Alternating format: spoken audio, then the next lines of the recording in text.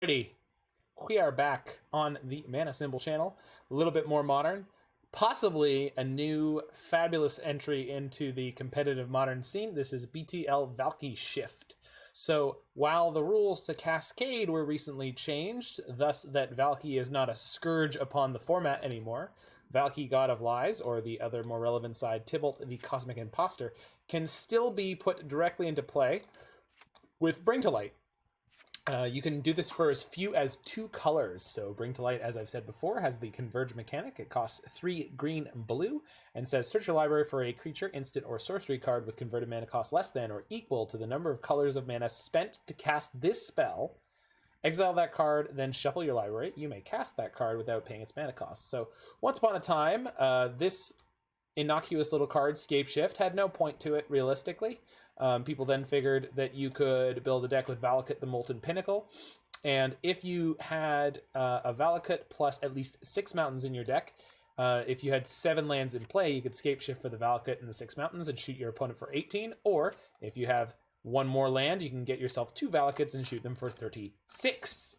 There have been many decks built around this this interaction. Specifically, green-red Titan Shift is the sort of straightforward version with very little nonsense, and there have been multiple control versions that usually are playing Teamer and or in this case more colors in order to be able to use Bring to Light for at least 4 colors to get your Scapeshift to win the game.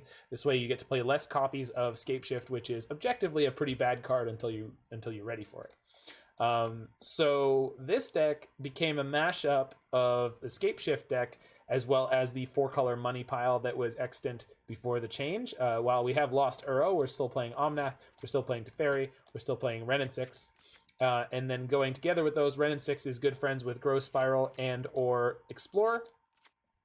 We've got Remand to buy us tempo against all sorts of mid-range and control decks, Lightning Bolt and Path to Exile, some early interaction if we need it. And then Force of Negation to mess with our opponent's non-creature spells, like things like Blood Moon could be particularly destructive against us. And good old Cryptic Command ties the room together. No more Mystic Sanctuaries available, so we can fetch pretty freely in terms of what we're going for color-wise. There are 2 Stomping Grounds and a Temple Garden in this deck. I don't think you would normally see those in these decks before. There's a Blood Crypt. So we do have certain setups we can play that will make us a little more resilient to boil than these decks normally would be able to do when they were playing Mystic Sanctuary. So that's a kind of interesting angle to look at as we get playing. And we've got a reasonable list of sideboard cards here for the format. The 1 Lightning Helix is kind of funny to me, but I guess it's sort of like the 3rd Timely Reinforcements without actually being a 3rd Timely Reinforcements in case you don't need that. And we've got some Cleansing Wildfire to try to buy time against Tron and or Titan. Aether Gust, of course, works quite well against Titan. Yeah, so this deck has seemed to be a force in the new meta. Sort of the best quote-unquote control deck that's been putting up results over the last little while, and I really wanted to give it a go. So we're playing all 5-color stuff tonight. We're going to play this, and we're going to play 80-card No Bad Cards Niv Mizzet next up. So if you're interested in that, please stick around. Team Jokira. Meanwhile, Jokira?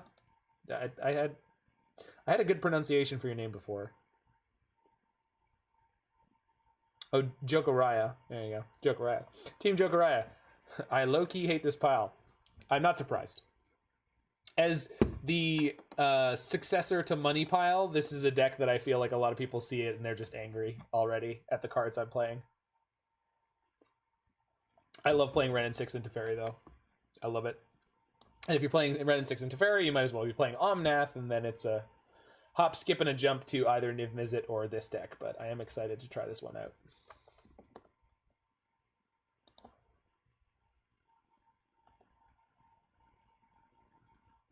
Well, I think Teferi is not fun, but Teferi is necessary if you want to have fun. If I want to have fun playing competitive Modern, I want to play Teferi because I don't want to play a pile of Lightning Bolts. Or a pile of Thoughtseizes necessarily. No, get me wrong, I own a playset of Thoughtseize and Inquisition of Kozilek, but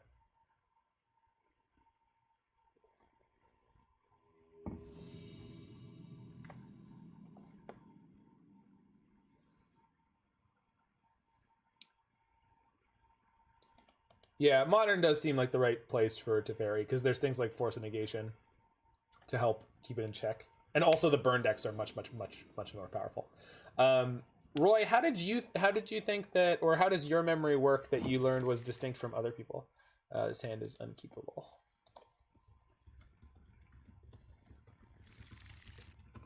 This hand is also not good. But it's got 3 lands and a remand, so I think I have to keep this one. I could lead on my mandatory tap land. Sort of makes sure that I can untap on turn 3. You don't think inwards, which apparently isn't the default. I mean, yeah. I definitely think inwards.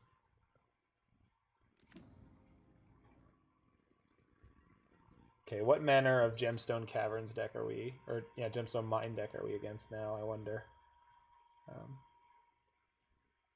Interesting. So I was trying to think of my turn 2s. By playing the Valakut on 1, I cut myself off of playing a turn 2 Growth Spiral, but I opened myself up. No, and I didn't need to do that to open myself up to turn 2 Wrenn and Six. So, okay, this looks like one of the ad nauseum builds. I'm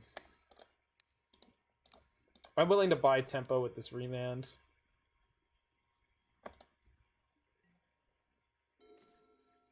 It's more like pictures. Okay, I feel that. I feel that. I felt it. So the Pentad Prism this turn can resolve because we'll have Cryptic the turn after that, and then we'll fairly quickly be able to move up to having a kill. We do need to sort of be aware of things like Angel's Grace blowing us out if we go for Scapeshift, but interesting. I wonder if they're playing it because Canister was playing it earlier.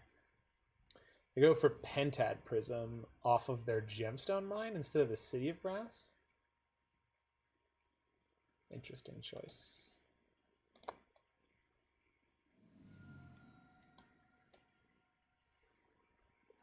So I want to start getting my colors set up. I have white available. And there we go. We'll go with a... We got played the fetch.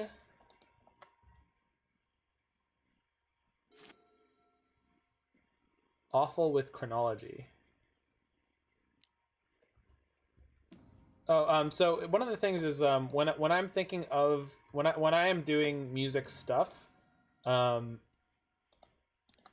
tend to have the sheet music running in my head alongside the performance in reality.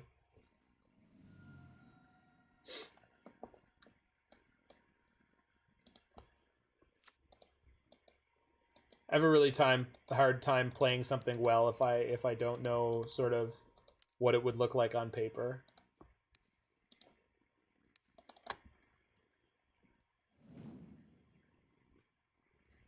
Okay, so the question is, do I BTL for Valki?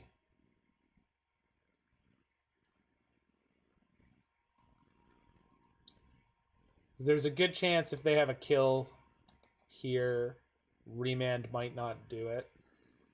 Once I get the Valki into play, I just don't need to do anything like ever again. So that's kind of appealing. And what are my other options? BTL for... Yeah, nothing much really. Scapeshift, we're not ready to do that. It's only a couple more turns away from trying to go for a kill with Scapeshift, although they are currently at 19. So they've kept their life total high enough. They have exactly... If they have a land drop, they have exactly 4 mana. Bootstrap control. Maybe.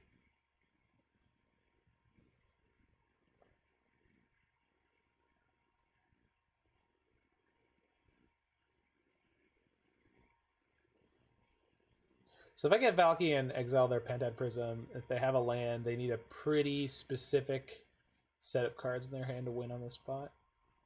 They gotta have Thassa, Spoils, and Angel's Grace. I think I'm willing to just jam.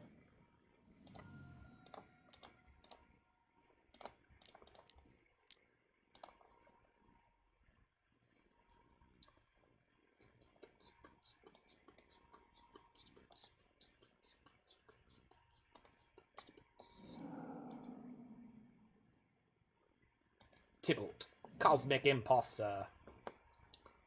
Hey, do you think he has Cosmic Imposter Syndrome? Yoink! Yoink!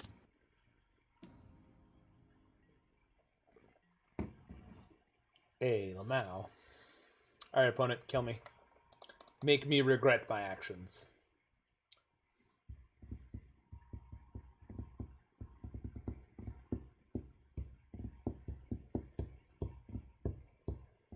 He's just the antagonist in Among Us. Who is the antagonist in Among Us? I thought the antagonist in Among Us was whoever the murderer was. Or is like, is there someone who's like cosmically motivating the crew members to do what they do? I've never played Among Us. I had very little interaction with the game.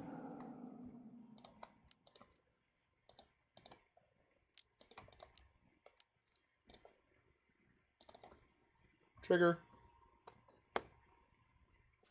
Trigger.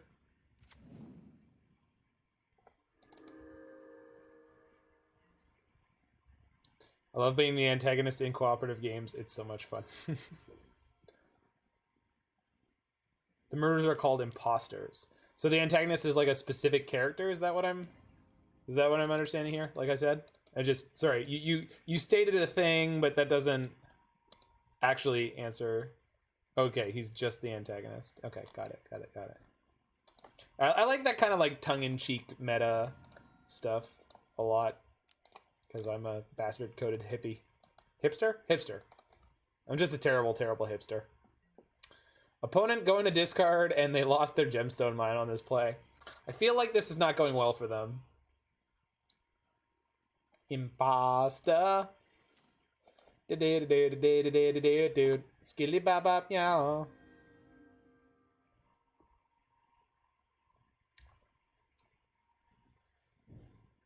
Opponent does seem to be in a state. I could get 3 landfall triggers this. Oh, they're just dead, right? No, I don't have a BTL. Okay, they're taking away the choice from me. They've decided they've lost, which is fair. They were not doing well there. Wow, we really do not have a lot of good cards to bring in here. However, I certainly have some easily openable spots. I feel like these things and maybe Cleansing Wildfire, just because they're generally very light on basics. Most of the lists I've seen have exactly 2. Aether Gust, no. Mystical Dispute, kind of, because they're playing Thassa's Oracle. Yeah, we definitely want the Mystical Dispute. Is there any... Sorry, I'm just... There's no sneaky removal hanging out in my deck. Okay. So, yeah, I just don't need that.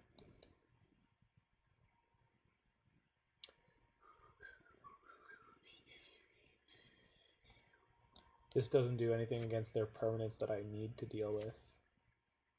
Oracle is such a butts card. I mean, it's fine in Modern.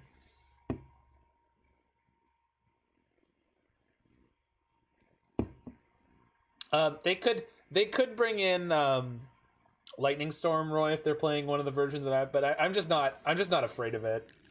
They have to resolve an ad nauseum first, so I'm not particularly concerned. I think we keep this one. I get to put in my Valakut off the Growth Spiral. Yeah. Well, it's also like they need to resolve the ad nauseum first, and like that is what I want to stop. And then, of course, you realize if they resolve the ad nauseum, they're gonna put like 3 Pact of Negations in their hand. So, really not doing myself any favors by attempting to make that play, right? I think that's just not. For once, I'm actually thinking the whole line through and going, wait, that would be really stupid, and here's the obvious reason why. You remember Big Chandra. Yeah, but I feel like if they could get Big Chandra into play, I could just Scapeshift them out of the game. Like, I'm just not... You know? Like, I just, like, that's going to be the exact situation where I'm like, oh no, I'm gonna take 1 damage during my upkeep, but kill you though. By the way, just if you had any concerns about this game, I will just kill you. So, you know, now you don't need to worry. Do do do do do do do.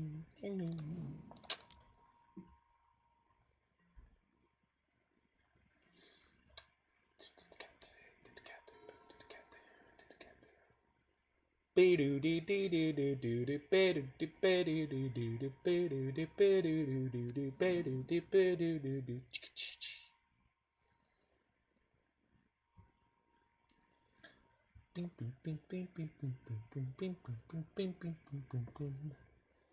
is being stubborn. I don't think they have any rituals left in their deck anymore. Nope, doesn't look like it. Huh. Well, we are very approaching lethal.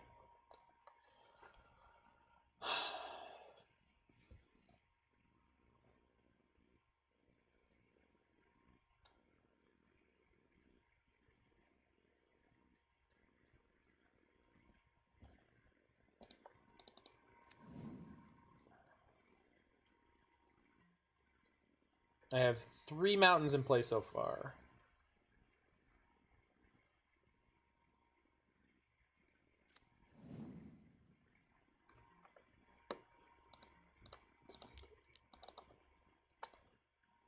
What I don't want to walk into right now is Angel's Grace. And I also... That's actually kind of a sick draw. And I also need to watch out for if they have Pact followed by Angel's Grace kill you. So, man, I don't have a black source. That would have been really good to think this far ahead, Zach.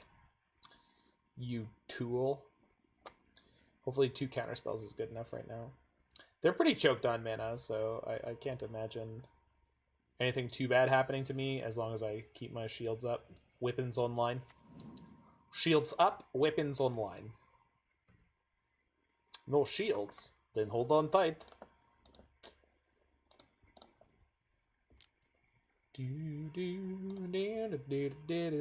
Control.xls.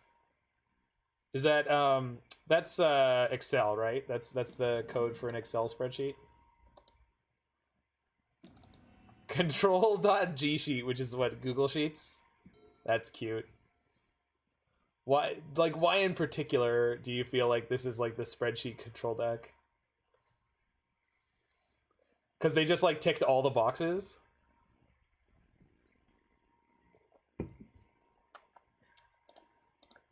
Wait, I have a Teferi in play. This game is just over, right?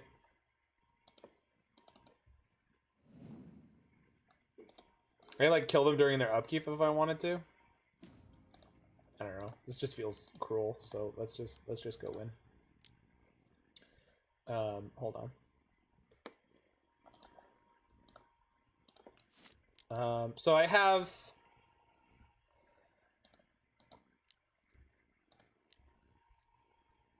so if I sack 1, 2, 3, I'll get 3 mountains. I get 6 triggers, so I need 1 more. So it'll be one of these guys. I've got enough here. Perfect. I need an extra green. Whoops. There we go. Here we go. So 1, 2, 3, 4, which is 12, 24. Okay. Whee! Mountain. And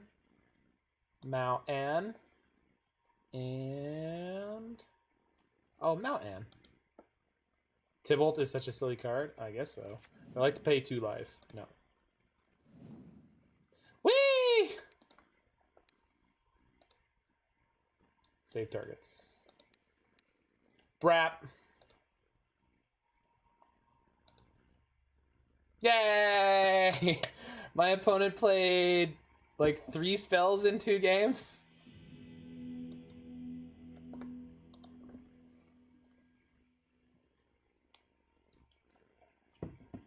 Dear Scapeshift, why are you so garbage?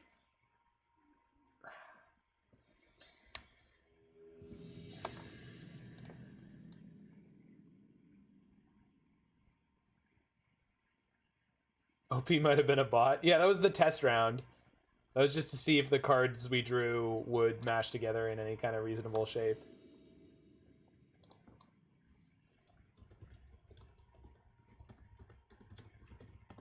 We're on the draw. This hand is like really... Fellow Spikeling. Oh, this person knows me from occasionally hanging out in Aspiring Spikes chat, which I don't do so often. I'm gonna keep this in the dark. Something tells me I'm going to be against something very fair.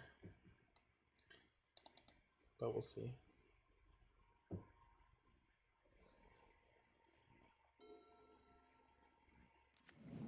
Ah, not so much. Has anyone mistaken me for a different streamer yet? I don't think so.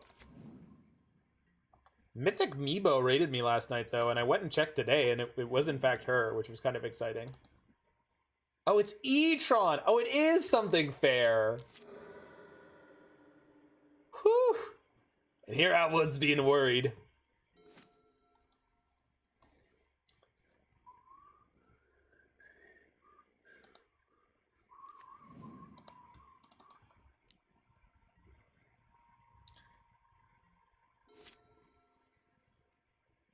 I guess I should have put in Raugrin Triome there. Alright. So if I don't draw a blue card, I gotta hold my Teferi to have the Force. No, that's... Would I rather get Wrenn and Six going, or... Yeah, okay, so I definitely should have put a Mountain into play, because getting the Valakut in my hand going might be a legitimate part of winning this game.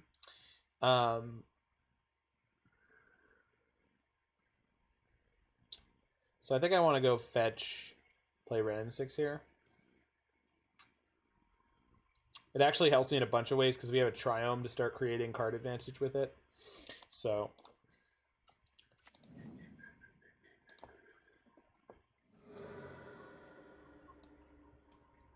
yeah, we're being the baddies again. This deck is the kind of deck that speaks to me, Jiggy.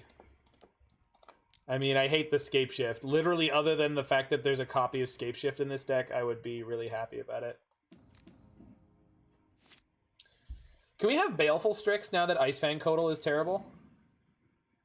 Can we? Is that okay? Is that something we can do now? Oh, I wasn't expecting that one. All right.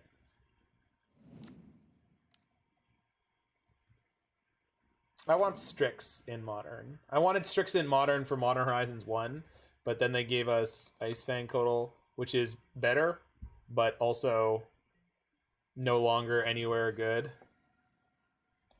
Moved away from Scapeshift in the list. That doesn't particularly surprise me.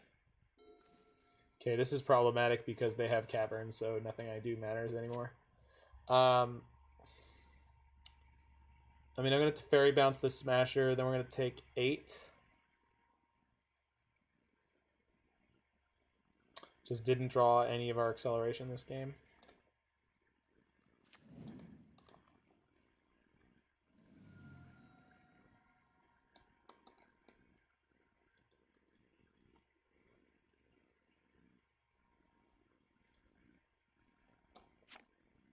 Although I could pick up a Path to Exile any second now and be okay. So maybe let's do that. Let's do that. Let's find a Path to Exile. I'm about to go to 8 cards in hand, but I really don't mind. Okay, Growth Spiral ain't not bad.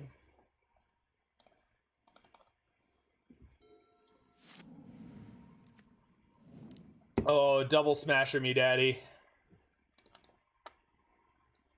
Oh, yes!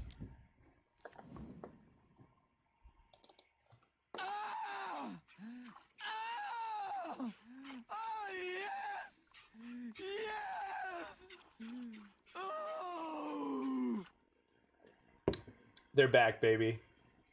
Smashy lads are back.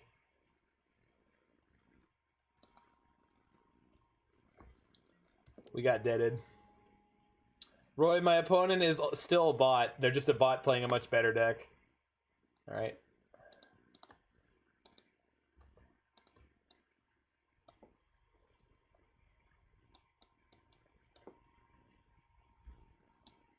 I don't think I want this card or either of these cards. This one maybe.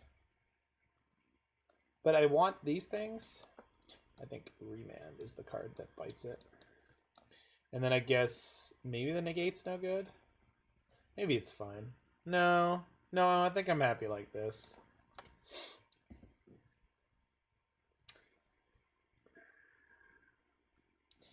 If we don't win this match, will we need to restart from an inconvenient save spot? Yeah, well, the game will corrupt and we'll just get stuck on the turn where they're about to drop 2 smashers on me.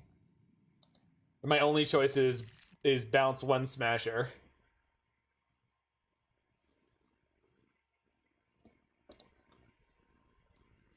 Well, I can bounce a single smasher, and then they'll hit me with 2 smashers. Or I could not bounce a smasher, and then die. I like it.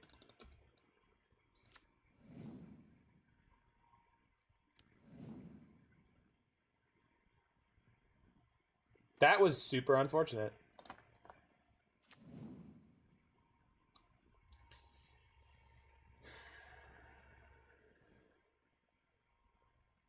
Probably should have just played the forest into the Wrenn and Six there.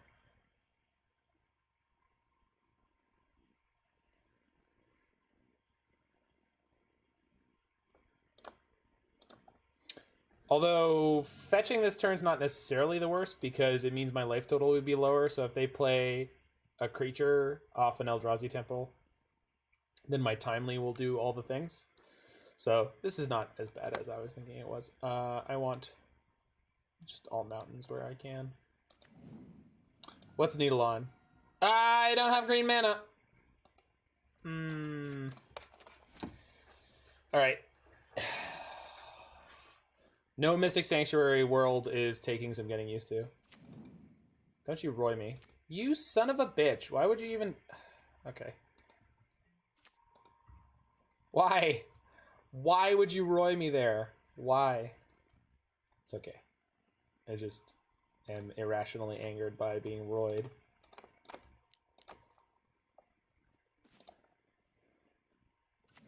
I got that roid rage. Okay, this time, remember, Zach, you want a mountain. You also need to have a forest. But you also want to play this Cryptic Command next turn. Yeah, screwing up my previous fetch has put me in a crappy spot here in terms of what I need to do. Alright, it's fine. It's fine. It's gonna be fine.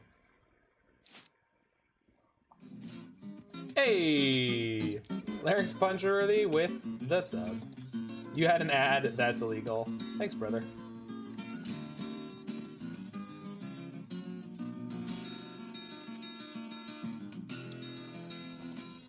So I can get Tibalt and remove the needle. Then they'll be able to go 1-2, complete their Tron, and go for 5. Yeah, the reserve list cards are not in a good spot right now. Oh, I could have gone Omnath into Bring to Light this turn. I'm an idiot.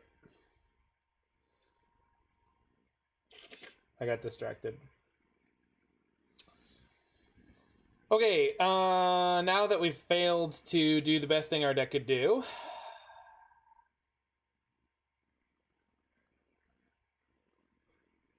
I get Tibalt and eat their Expedition map. There's a reasonable chance that they don't have the they don't have an Urza's, or they don't have an Eldrazi Temple to put in a Smasher. If they do, though, that's really poor for me. Still, I think I'd rather do something powerful and proactive this turn. Well, what I really should have done there is done the correct play, like I said, and played Omnath and then fetched into this, but for some reason my brain just went a little crooked and just decided that's not something we're interested in doing, so. It's fine. It's gonna be fine. We're all gonna be great and fine and fine and great.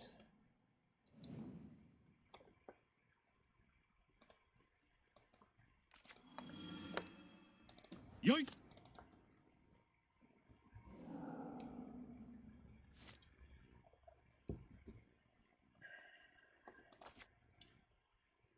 Thought-Knot Seer. Ballista. Oh, that's incredibly rude. Acceptable, but rude.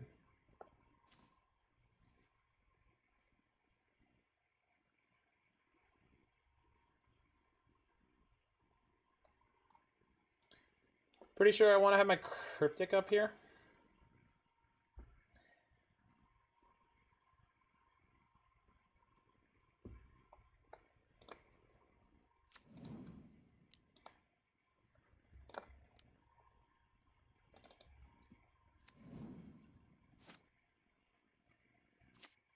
More wastes.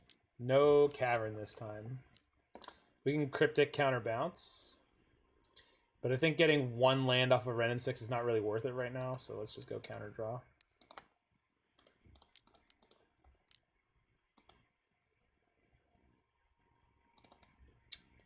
Yeah, that's not the best. But it's not the worst. Now I can get a fetch land, play Omnath, play fetch land. Not really do anything else after that, but that's fine.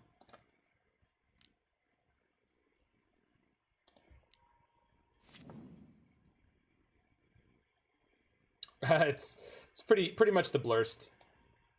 It was the best of times. It was the blurst of times. It was the best. It was the best. It was the best of times. It was the blurst of times. It was the best. It was the best. You stupid monkey. Brah. Trigger. Oh. Oh, yeah. Oh, yeah. I mean, they're not dead.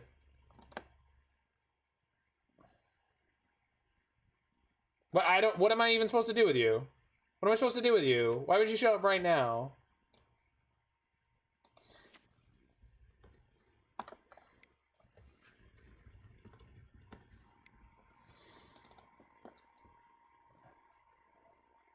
The hell do I... What?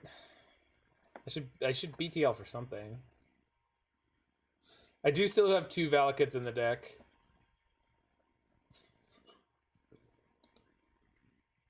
No, they're at 20. I can only deal 18 to them. Oh, the Omnath trigger will kill them. Yeah. 2 Valakuts and enough mountain. No. It's not about the 2 Valakuts. Yeah. The 2 Valakuts don't matter. It's the fact that Omnath is going to do 4. Because, correct me if I'm wrong, and I frequently am, but this Scapeshift is about to deal 18 damage. And Omnath will put me over the hump.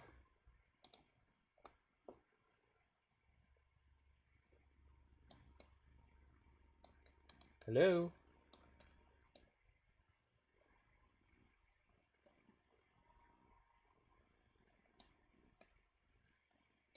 They scooped. Didn't even want to see it. Opponent says, thanks, I hate it, to what our deck is. Because I said it's the new money pile.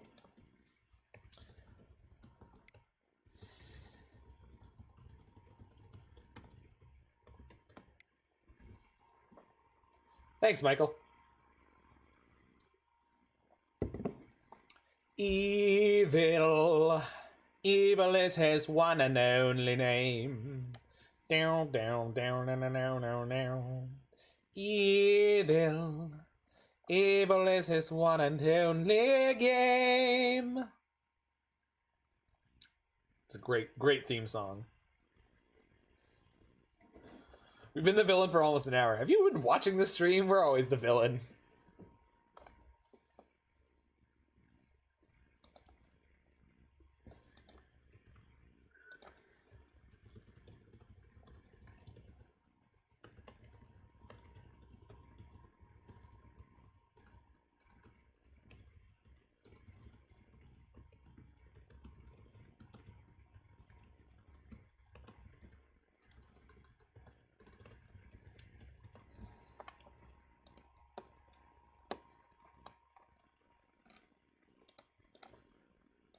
do do do do do do.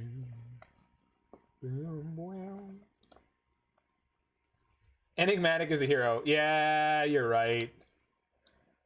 And Enigmatic is definitely a hero, and so is Niv.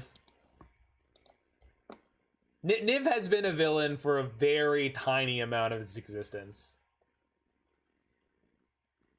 Yeah, no, it's all good, Tartan Scarf Man. A lot of people get screwed up because of Dryad. Most of the way they learn to interact with Valakut is via Dryad, and so they kind of mislearn how it actually works because Valakut is itself not a.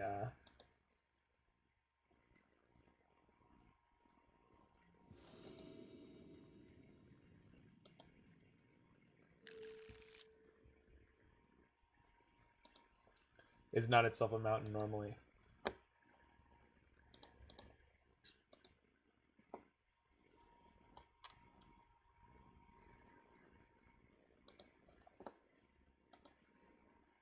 Oh, this hand sucks. Ship it. This hand does not suck. The colors are really bad. Man, the colors are god awful in this one.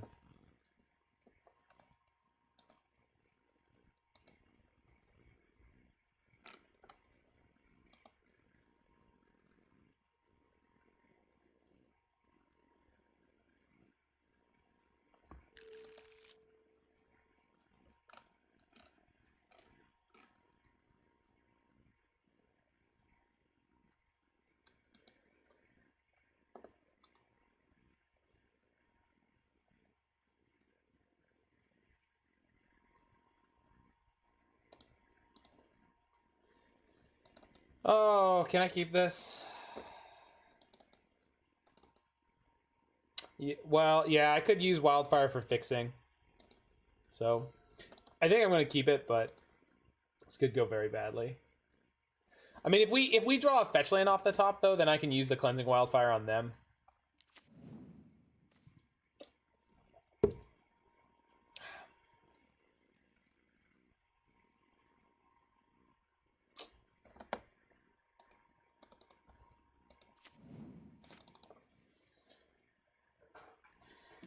No, it actually would be, Mike.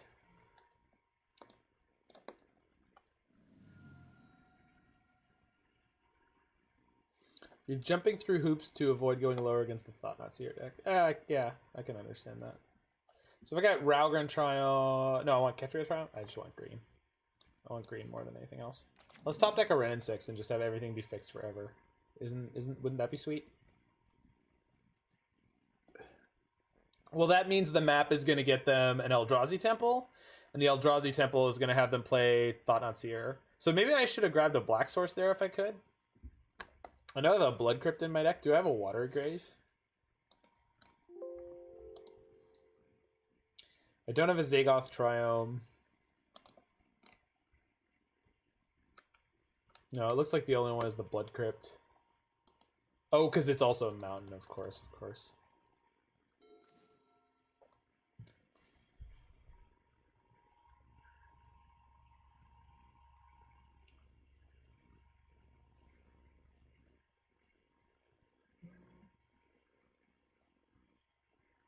It's like 0% chance they're only playing the one waste, right? But I definitely want to play the Wildfire this turn, so... Bye, mountain. Sorry, island. Bye, island.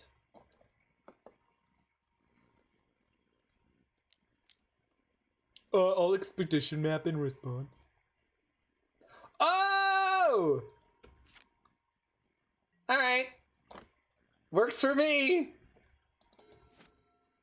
I am so happy about this situation.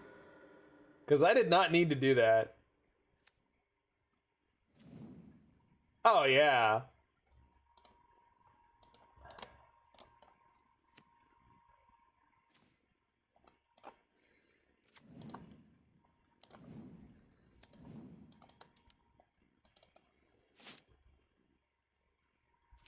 Uh-oh. Smashy lad. Oh, nope. Take what you want, but eat all you take. Take my Valki, baby. Take it all.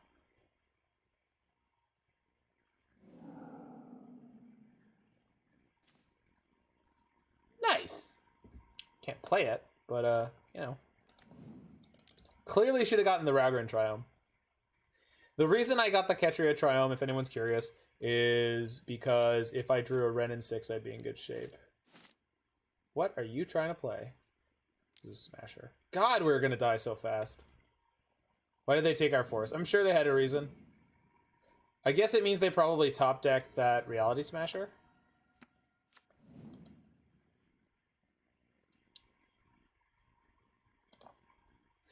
I can't get something that fixes my white and my black here, because I would really like to be able to play Valki next turn. So I just have to get white here and play the Timely, which in theory will keep me alive for a little while longer.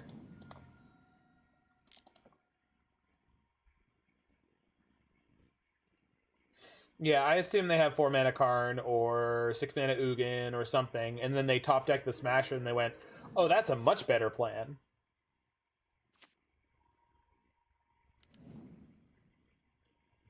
Okay. Maybe not. I do not know why they took the Force of Negation yet. Maybe they have another Warping Whale and they wanted to make sure I couldn't instant speeds Scapeshift kill them.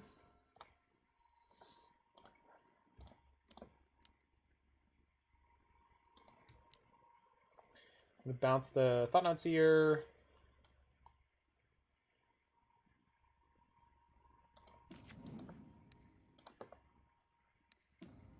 Hey, what's going on, El Rodio-san? That's a tad unfortunate.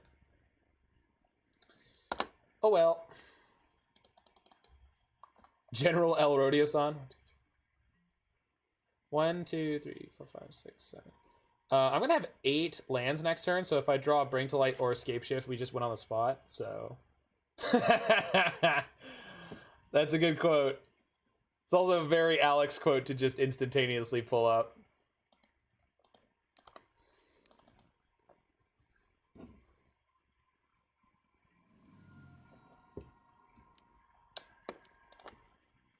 Oh no, the Thought-Knots. No, I know. I see there was a random quote. I'm just.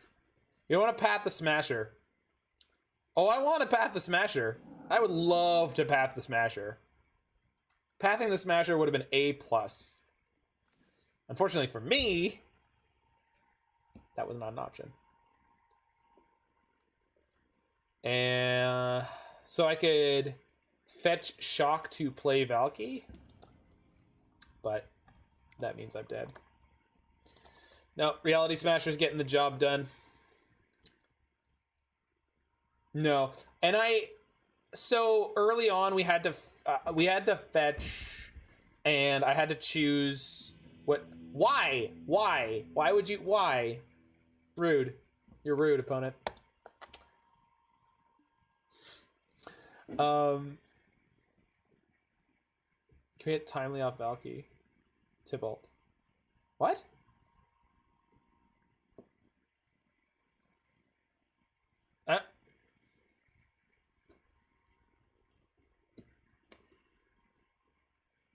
No, so I was 1 mana short of play. Okay, yeah. Well, and I mentioned it earlier, so yeah, it's all good. Yeah, so early on, Mike, I had to fetch for. Well, I guess I didn't have to fetch early, but I wanted to have it untapped, and I wanted to draw into a Wrenn and Six, but maybe I should have held on to the fetch land longer and just played the Steam Vents Island. Yeah, you know what? I probably should play this color-wise a little bit more like Niv. Yeah, I fetched a bank on Wrenn, but like, there's enough white cards in this deck, and yeah, it's fine, but also like I'm just trying to learn how this deck operates, and it might be a little bit more like Niv Mizzet. Enough white cards are green cards. Yeah. But I think the white cards might have been more important in this matchup, or in that matchup, especially like Path to Exile.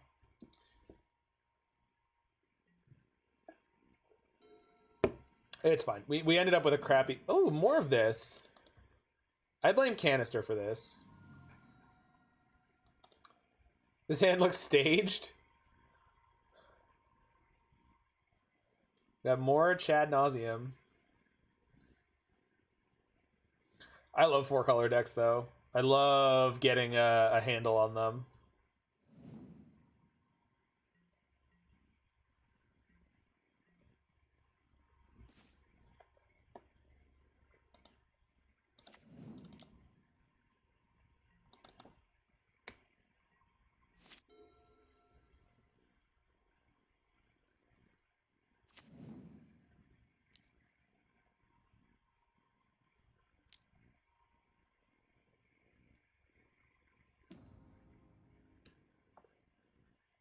Well, yeah, I mean, we have to hit all the land drops. But that's not hurting. And you realize the turn 3 Omnath... No, okay. We can turn 3 the Omnath, but we won't have a land drop afterwards. So I don't think I'm going to turn 3 the Omnath. I think I would rather have Cryptic up in this matchup, and then the next turn we can go Omnath, Bring to Light. Triple blue, eh? What you doing over there? Chase. Yep. Did not have the Remand this game. Maybe I should have Growth Spiraled there to try to hit a Force.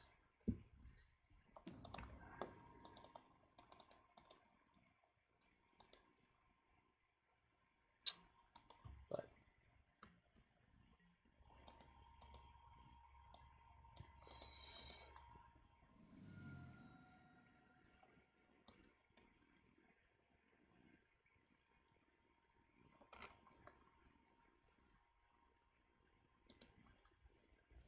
I think Omnath should put us in the driver's seat. I guess if I play it right away, but there's a fairly significant danger of just dying this turn that I don't love. So I don't know how sold I am on jamming the Omnath this turn. I think I'd rather have the Cryptic, because like they're very much set up to kill me. Whereas if I keep the Cryptic, there's a chance that what we can do is Cryptic counter bounce the Jace and carry on from there. If they go for the win, we could bounce the Jace and just kill him, potentially. Depends on how they go for it. You mean Angel's Grace spoils?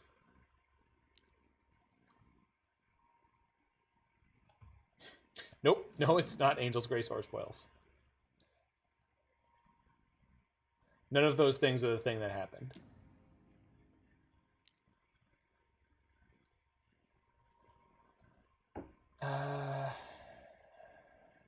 Yeah.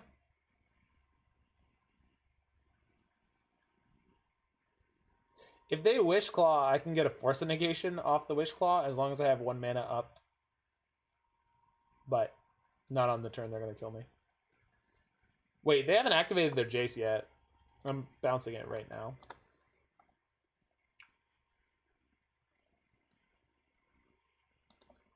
Oops. Oh, maybe I should counter the Wish Claw. Probably. It's going to shut down their game really badly. Ah, Cryptic. I don't know how I magicked without you.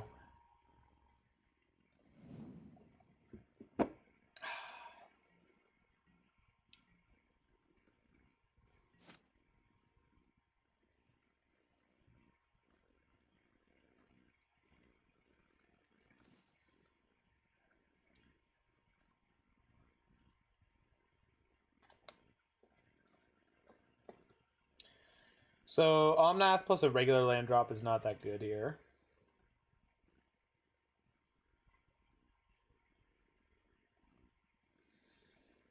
Can't really bring to light for anything good.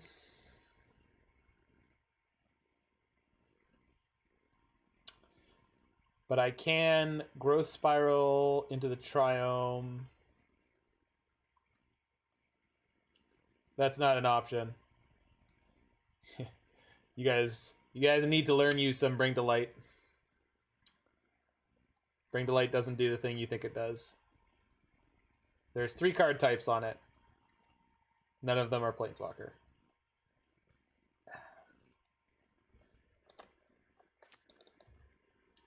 I think what I'm going to do is just Growth Spiral into the Triome and hope that we just hit another land in those 2 cards and Bring to Light, Scapeshift kill them because they're at 17. But well, I bounced their Jace this turn. I feel like I should be doing something more proactive with this turn. Just don't know what it could be. Like, none of the options are particularly powerful.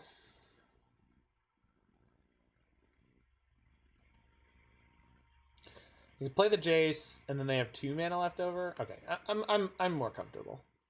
The thing that I'm worried about is if they have an Angel's Grace when I try to kill them, but there's nothing I can do about it for the moment.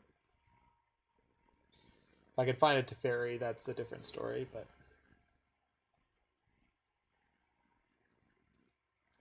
somehow with the huge tank that I just took last turn, I'm still up on clock, which is pretty incredible. I will Growth Spiral in response to this because I could draw the Force of Negation. It is worth Omnath this turn, Bring to Light for something next turn. Worst case scenario could be else Scapeshift gets 3 triggers off Omnath. So if you're talking about Omnath this turn, I didn't have a fetch land, so I can't get mana off Omnath, so I can't do that. The lands in my hand were Forest and Ketria Triome last turn. Last turn, I also did not have a fetch land.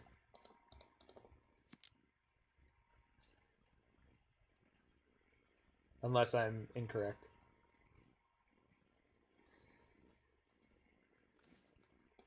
Okay, that's an excellent draw. Okay, you can have a Jace. Fun fact, they could kill me here. They have 3 cards in hand. If they have Spoils, Angel's Grace, they're good to go. But they have to be brave enough to go through my counter magic with the Spoils and burn the Angel's Grace first. And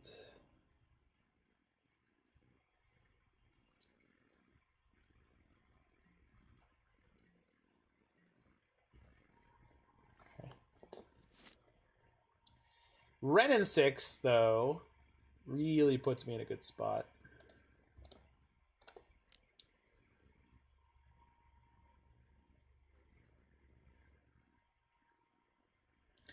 Because I think I'm just going to go for the kill this turn. I guess I could kill their Jace and shoot them for a bunch.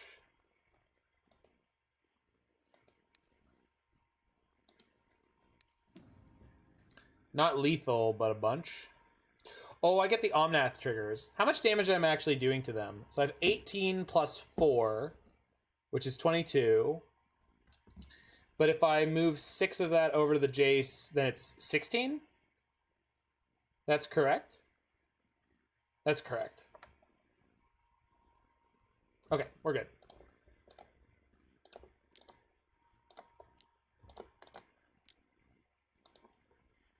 Yeah. Well, they're at 16. So I can kill the Jace, and then if they have Angel's Grace, they do blow out me killing them, but I kill their Jace, so it's like makes it much more difficult for them to win here.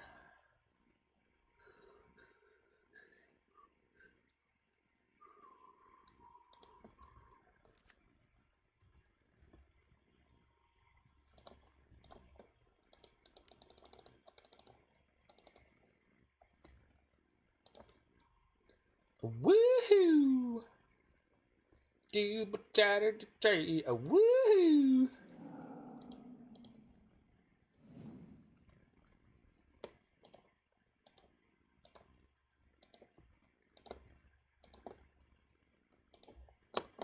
Deploy the meme cannon. Meme cannon deployed. Oh, I only actually need to point one trigger at Jace because Omnath also hits the Jace for 4. Okay. Mountain, mountain, mountain, mountain, mountain.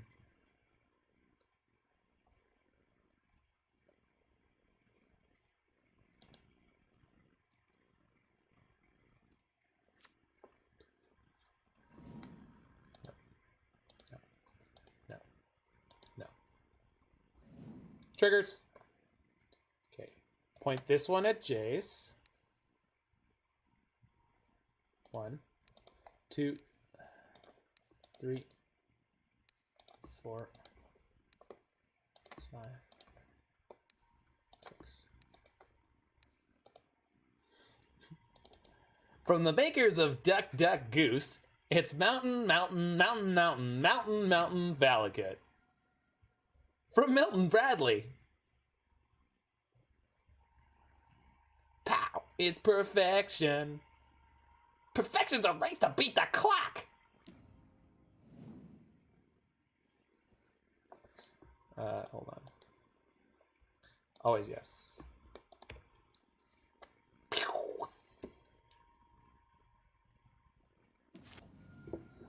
Hey, look, that thing I said was gonna happen happened. All right, opponent, what do you got? How good is your hand? You have 3 cards. No, 4 cards. Rats. I am definitely, totally, completely dead. Maybe. Don't kill us. We're too soft and squishy to die. I like that. Yay! They tapped for color mana and they died. I hope that was intentional. I really do. Whoops. Yeah, baby, I know it. All right, so Negate, Mystical Dispute. You missed Shift X? Oh, not me, brother. This shit is powerfully lame.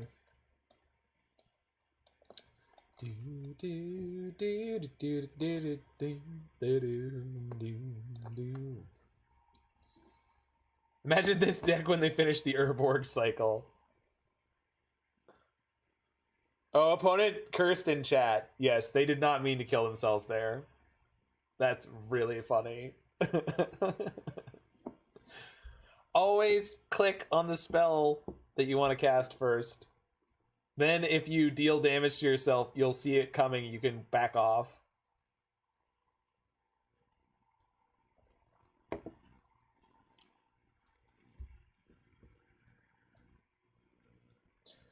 Good old CR rewind.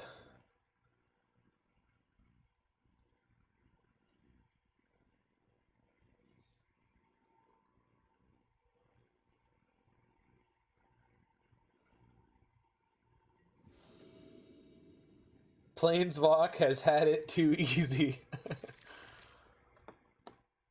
I love quote 4. I miss that card so much. I definitely shouldn't keep this hand, so I'm not going to. Alright.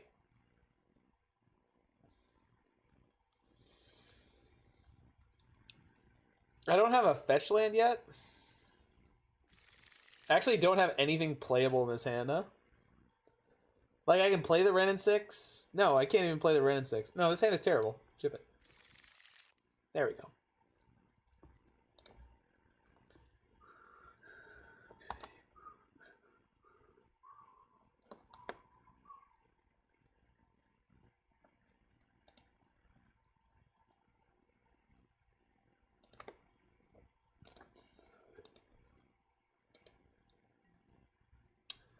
Mutual choke deck? I think you mean mutual boil deck, right?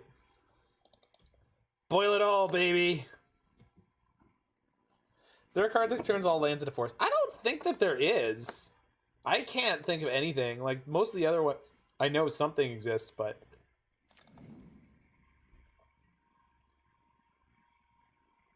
The new creature?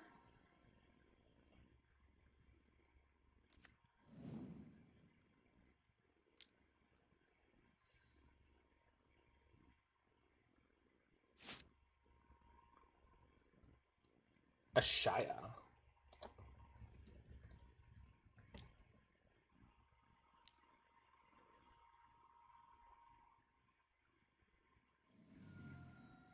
No, that doesn't count. Similar, but it doesn't count. That's not what we're looking for. We're looking for the green Urborg.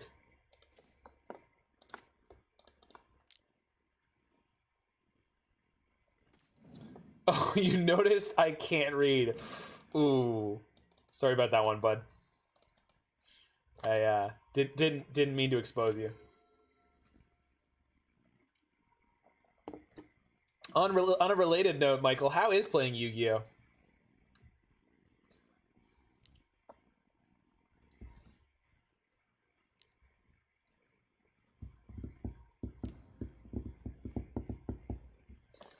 Yeah, that's problematic. Did I board out my lightning bolts like an idiot? I know I did. I know I did.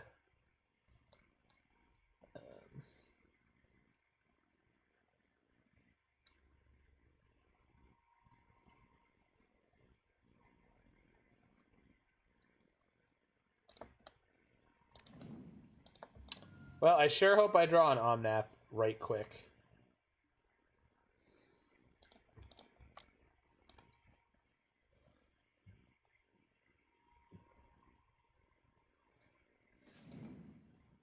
Oh.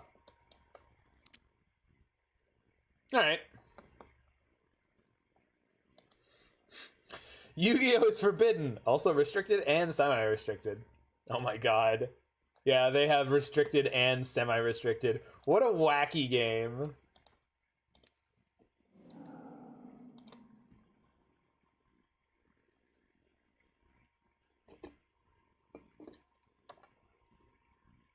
Exotic curse, exotic disease, exotic orchard. They had a Veil of Summer. That's... Oh my god. Gross. Semi-restricted, so they play with a 3 of limit. So semi-restricted is 2 of limit, restricted is 1 of limit, and forbidden is you can't play any. Yeah. Et tu Veil of Summer. Et tu King Gorilla. Sounds like a miserable game. No, what it is that Yu-Gi-Oh, all of Yu-Gi-Oh is vintage. That's what it is. All of Yu-Gi-Oh is vintage. That's all you need to know. It's not a miserable game. It's just very high variance and very, very powerful.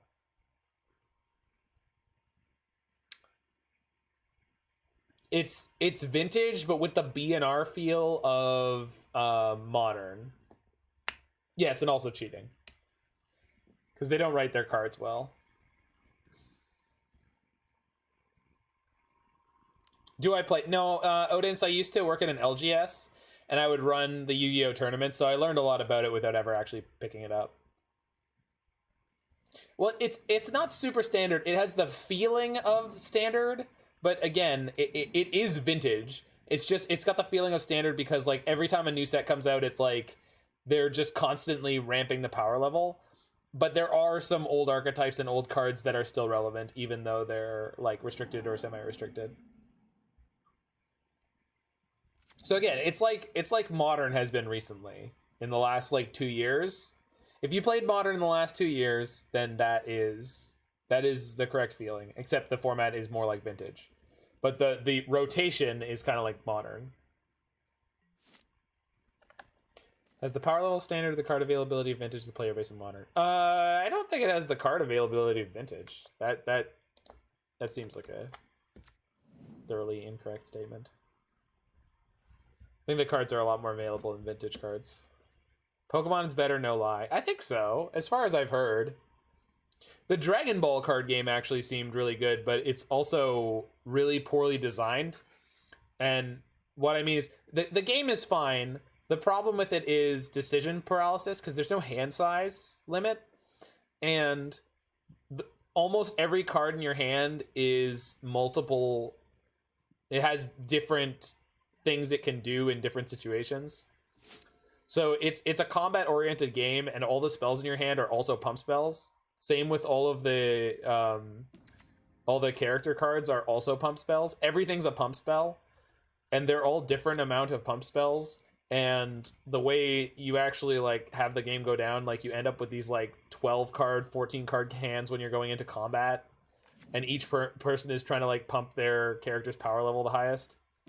Yeah, everything has Blood Rush. That's a fair description. I have 1, 2, 3 mountains, so that's not working out. I gotta find an Omnath. If opponent draws the spoils of the vault, I am super duper ultra dead. But yeah, but the point is though, Roy, imagine if like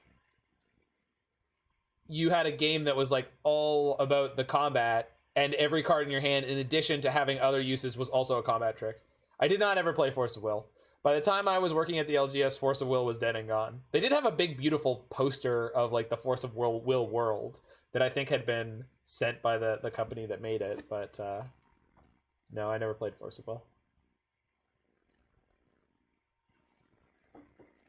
I heard semi-good things about it, and then I heard the company that made it also just like completely axed the product. Basically by accident.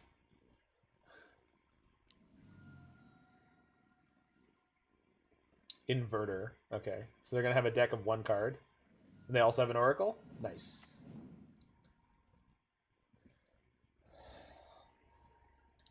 You guys think there's something to that Teferi Time Raveler card? Seems pretty good.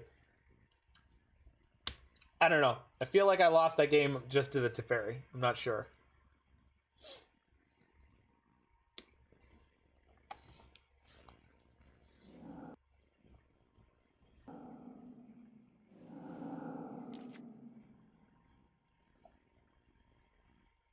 Yeah, I mean, well, the Veil beat us, but so would Mystical of Dispute done in the same spot. The fact that the card they resolved was Teferi, which just, like, put the game totally out of reach, was problematic. I don't think I actually want, like, Lightning Bolts to deal with the Teferi, though. I just want to not mull to 5. Or, I don't know, have a slightly more lucky game. Teferi's a sleeper, yeah. Played it because I barely played MTG, hated to get land screwed. Unfortunately, MTG is the only game that stays fresh for me. Well, it's the best design game, right? And say what you will about it, but I have played Hearthstone, in which you never get mana screwed, and I've been around long enough to accept the wisdom that is that the increased variance of Magic is not... It is a feature, not a bug. And I truly believe that's true. Opponent mulls to 5. Excellent. I truly believe that the increased variance in Magic is good. Why is there 1 Valki? Why do you think, Cadillac?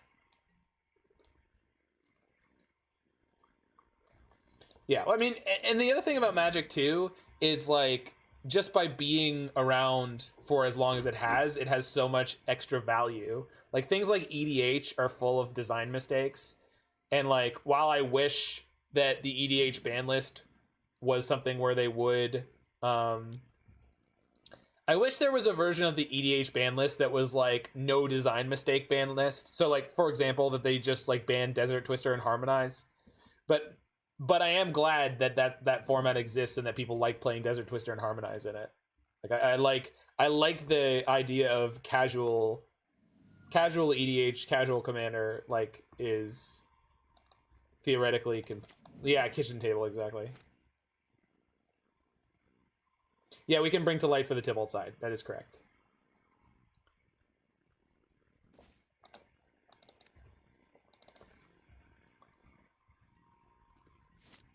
It's not just about the staleness, Odin's. It also... So here's the thing. How hard is it to find 1 mana in your mono white deck, right? Let's say fairly easy. Okay. How hard is it to find 2 mana in your mono white deck? 3, 4, 5. Each time you go up the rung, it's proportionately less likely that you're going to hit it on that turn, even if you build in, like, say, 50% lands. And so the way mana costs affect the power of cards in Magic tends to become kind of, how do I want to say it?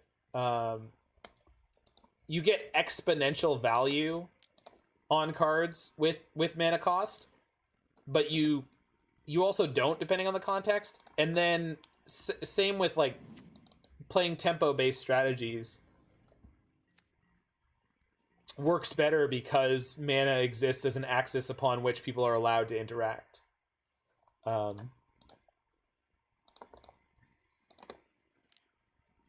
Trading cards for mana becomes more of a big deal when people can be stumbling on mana or like going heavily into mana is a part of their strategy. Then tempoing them is more relevant. So I don't know if I'm using good words, good English here, but the mana axis is very important. So I don't think I'm gonna negate this with 3 cards in their hand and open mana. I think I'd just rather Growth Spiral.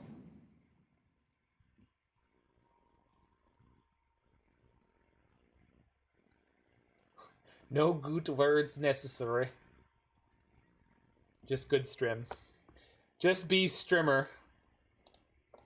Don't think be strimmer. Got it. Roy put me in my place. I deserved it.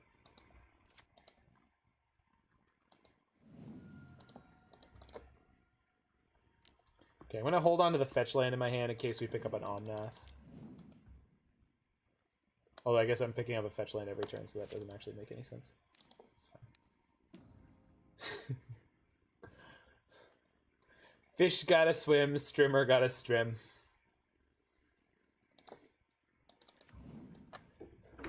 But where does the strimmer strim? In the stream? That's where the fish are swimming. And they crap in there, you know? Is 5-color Incarnation actually good in your experience, or is it just a meme? If you're talking about this deck, I think this deck is very good. Fish crap in Twitch chat. That explains a lot. That explains a lot.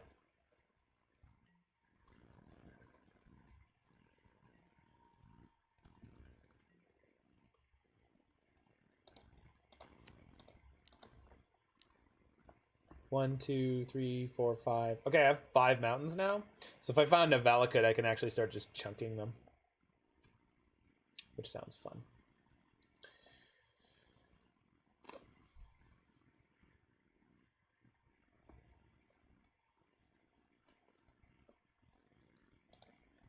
Oh, Incarnation. Oh, yeah. No, I think that deck is very, very good. It does have vulnerabilities, which are big mana for the large part. Big mana is definitely not a walk in the park for the Incarnation deck. But I think, largely speaking, it is actually quite a good deck. Roy, you've watched me play it enough times. You're intelligent about Magic, and you're fairly impartial. I think it has great legs against aggro, mid-range, and a lot of combo decks. So... and control. The biggest problem is big mana. Big mana decks give you a lot of grief. There's really not, as far as I've been able to look for, there's really not a lot of ways you can do it. You will say Yu-Gi-Oh has the best foil game? I don't know. I ain't never seen a shooting star on one of their cards. Just saying. Just saying. Alright, so this is kind of interesting. I actually have enough fetch lands in play right now that I can go double fetch on their turn to get enough mana to play the Force of Negation and the Negate, even though it doesn't look like I can. So that's kind of interesting. I was kind of tempted to go for the 3rd land drop there. Pokemon's pretty good for foils. Yeah, they're alright. Ain't no shooting star, though.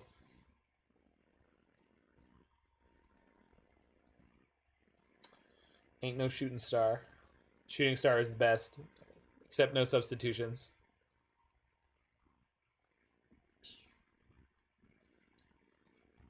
I am really excited for Time Spiral Remastered and Time Spiral Remastered previews.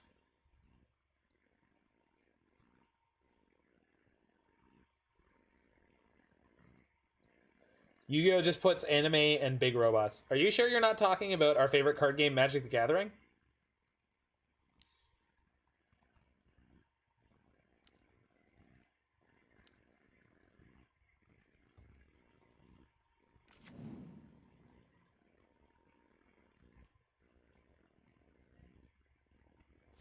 That is a reasonable draw.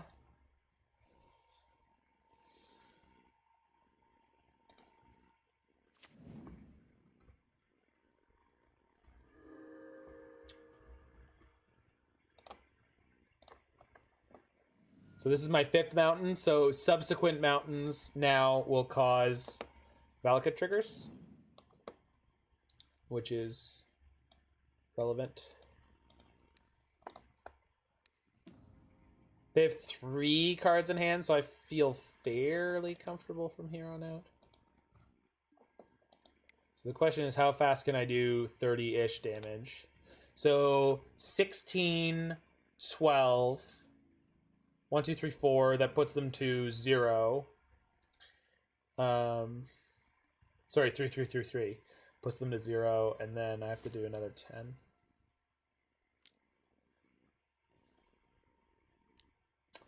If I hit the Wrenn and Six emblem, this game's just over. Okay. This game looks over. This is unfortunate.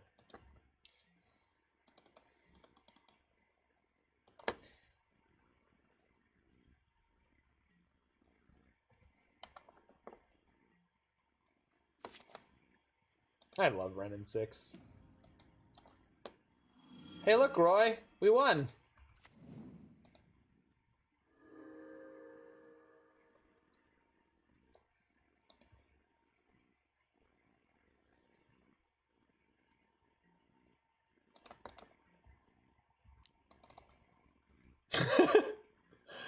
Yay, Carnage! Kirby is so happy. Maybe you don't think of that emote combination of characters as Kirby, but I do. I'm 100% sure that's Kirby.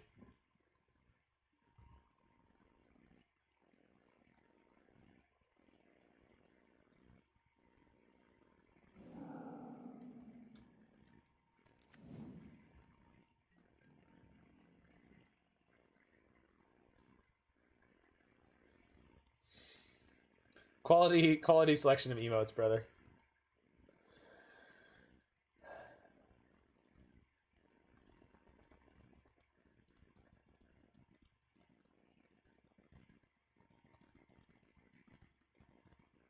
So right now I can go Bolt, play a fetch land. That's the 3rd trigger. So that's 10. Bolt them again. They go to 0. Attack them with Omnath and kill them on the next turn. I have Growth Spiral in my graveyard, so I can use 1 land in my hand plus a fetch land. Man, this is tricky math. I do want to do it all on my turn, though, because I'm not going to triple fetch on this turn. Actually, well, Bolt, Omnath, Bolt. Makes it way easier to kill them on my turn. Alright, I think this makes sense, actually.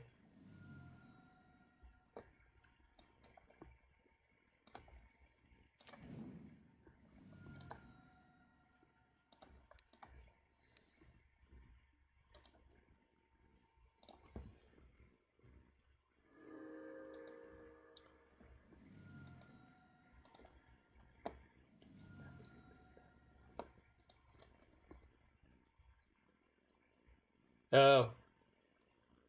I don't actually have that many mountains left. I have enough, though. Okay.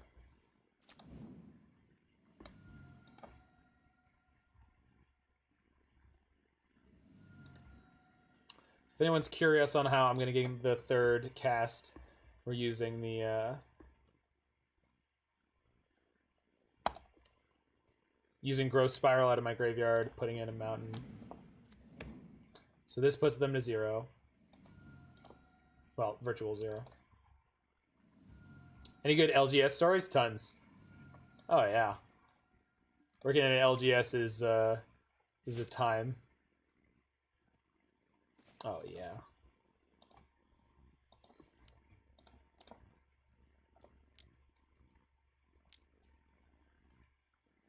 Yep.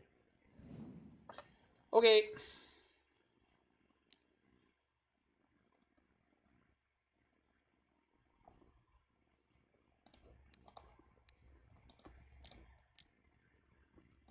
Negate. How many more you want? I got more. Where you going, opponent? Where you going?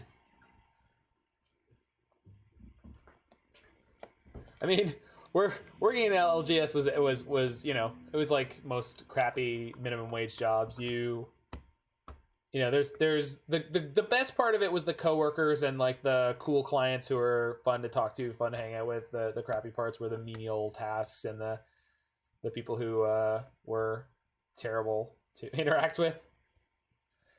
No criticism towards Commander players, but by and large, filling their orders was the most frustrating thing.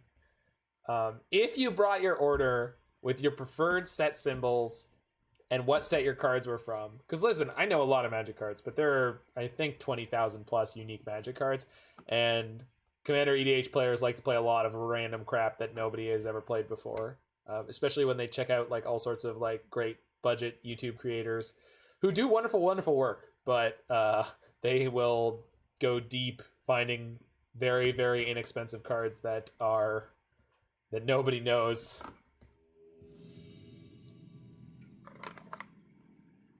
Is split second a mistake mechanic? Not for the most part. I mean, they were very conservative with most of the cards they designed, so I wouldn't say so.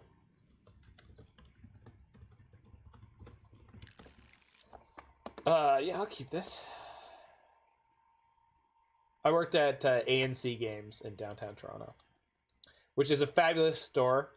They do used and vintage video game, both resale and repair. And then there's the card game side of stuff. So there's two halves to the store. There's the video game half, which is all used and restored video game consoles and games, and then there's the card game half. Opponent's ready to get destroyed by kin and soup. Not tonight, comma, friend.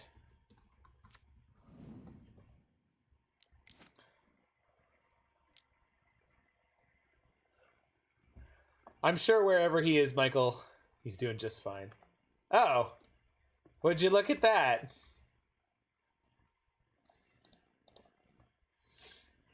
Would you look at that?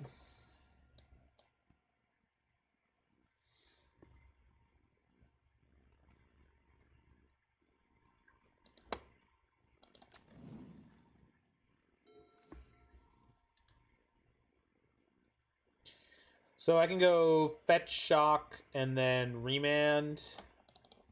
Next turn, explore path. Yeah. And then if they have the cavern, we're still okay.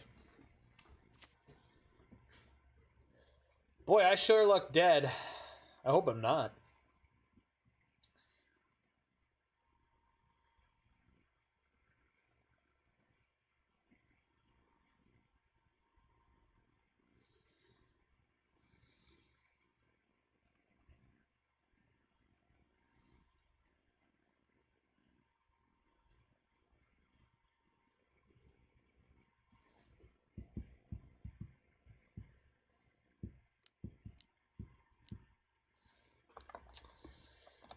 So I want green mana.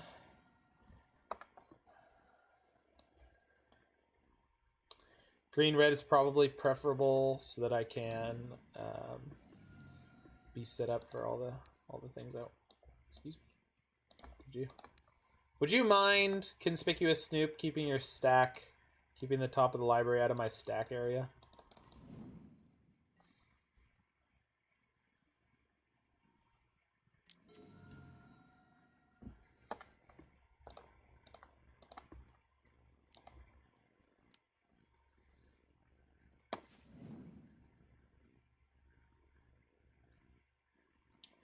Another Remand sounds good, but I also don't want to take 1,000,000 damage.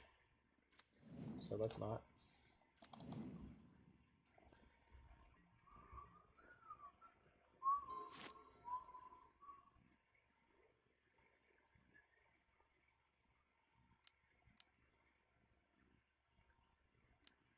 Plays the Harbinger from their hand instead of the Matron off the top of their library.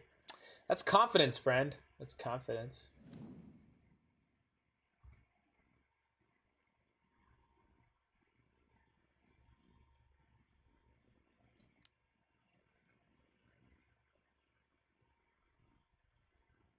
Wait, did I just lose because I was supposed to... It's been a minute since I played against this. I think I just lost. Pretty sure that I did. No, it's going to fizzle, right? I don't know. Let's find out. Let's find out. You enjoyed the Gitaxian Probe intro? I'm happy about that. No, okay, it's removed. Good. They draw the Kiki Jiki. I have Remand, then Path, so we're in okay shape here. I have to draw some kind of business, but... Yeah, the Gitaxian Probe intro was quite the thing, Odin's. I do... Oh, they shuffled. Yeah, they shuffled. I do not know if it was... I don't know, intelligent or wise, but it was fun. I think I'd rather just cast this Remand before... Like, if they don't have anything else they want to play this turn, I want to make sure I get to cast this Remand. Okay. It was at least entertaining. Yeah. Okay. Well, I finally found a matchup where I'm going to be able to board in Anger of the Gods.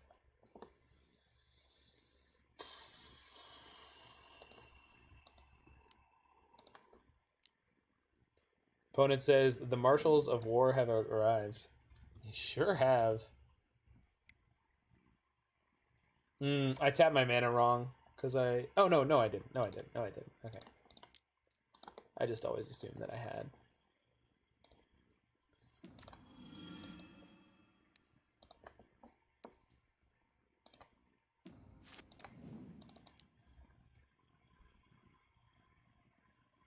Could be a pretty dry format. Yeah, it was the kind of thing that I hadn't heard before out of anything that wasn't like a lore podcast, and like, I don't know. It just felt right to me. And like, I think I like Brian's intro for Serum Visions very much, and I like the idea of riffing off of it and turning it into Nightmare Fuel.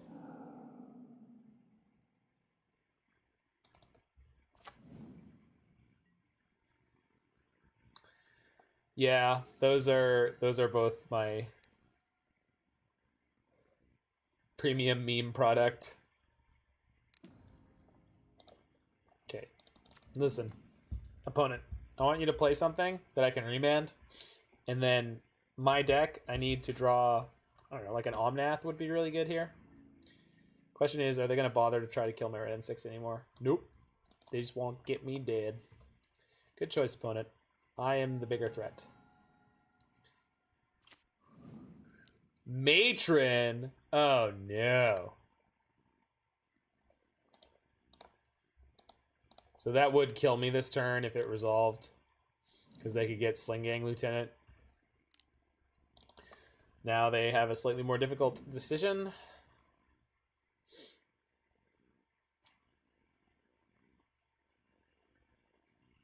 Not actually sure how much Omnath actually helps. Munitions expert to kill my Wrenn and Six also puts lethal into play. The GP art. Rats. Just dead. Yeah. Double Force of Negation was rough in this game. It's literally both copies that I have in the 75. Why? Why? I dug as much as I could. Womp womp. Oh, why you gotta be like that? Jeez, deck. Come on now. Alright, so we can bring in Aether Gust. The question is, am I gonna want to? Actually, I think I probably will, yeah. Oh, no. No, I do not. That's probably mostly better than Teferi.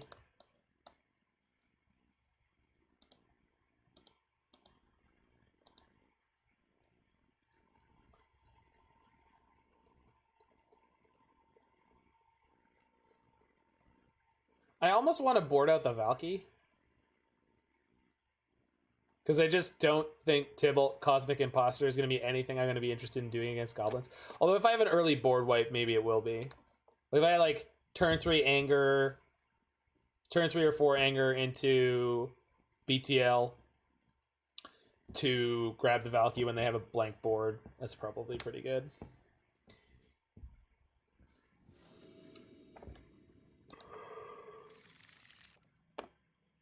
Yeah, all right. Need Ketria Triome so I can play this Explorer, but that also means I already have double red for anger, so.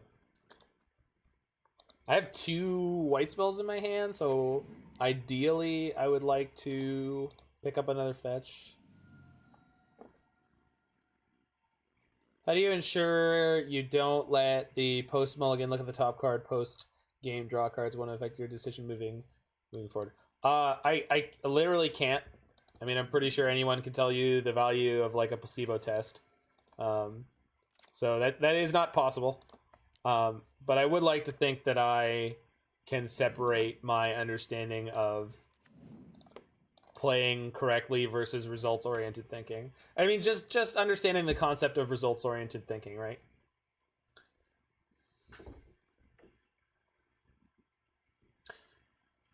I think that's fair, right? Like, I can't actually control that, but like, to the best of my ability, I can look at unique situations and say, this is a unique situation, this is not an aggregate of what would actually be true. Okay.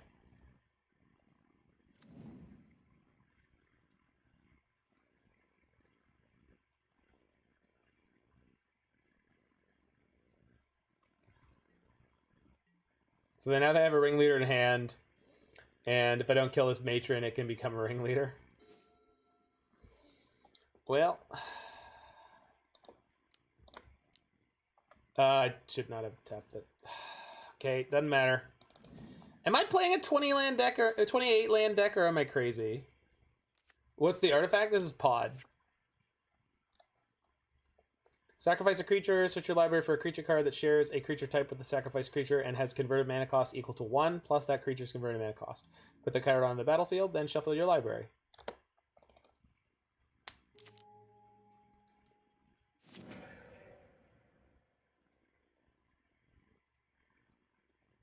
Yeah, that's what I assumed they were going to do. I believe you are correct.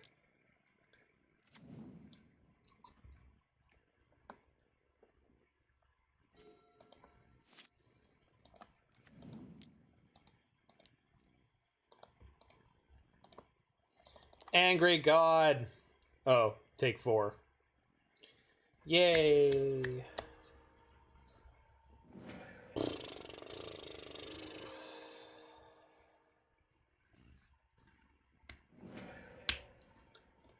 Not going so good. Timely could flip this around pretty quickly, but That Pyre of Heroes is frustrating.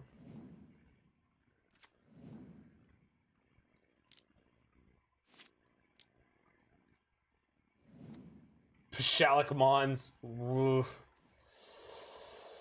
Okay. I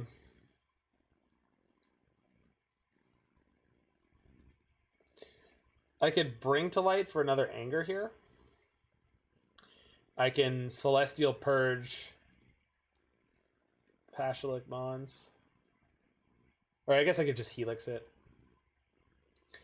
And then we can BTL for the other anger next turn. Yeah, I think that probably makes the most sense. This means I also get to play Growth Spiral this turn, so we'll take an extra damage from Helixing it rather than purging it, but I think that's fine. I also gain some life that I wouldn't be gaining otherwise.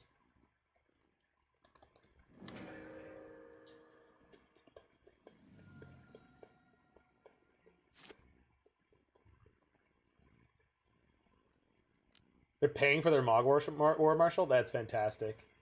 In the face of a potential anger here. Unless they're planning on sacking it to Pyre. Yeah, they are. Crap. Because that gets them a Matron. They're going to attack for 2 first. That's fair. Okay. I guess I could Growth Spiral here, and then if I hit white mana, we maybe can purge the War Marshal and make... Nope. Alright. Alright. I could BTL for Valki and take their Pyre off the table. Then they'll just kill it. We'll see what they get here. It's probably Matron. Yeah.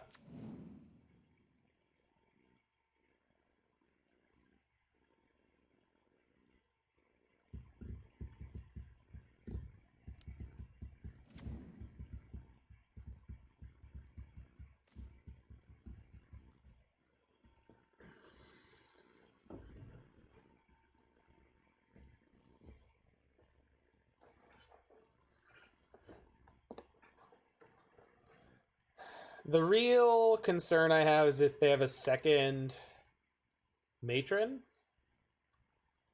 Not Matron, second Sling Gang Lieutenant. They usually play 2.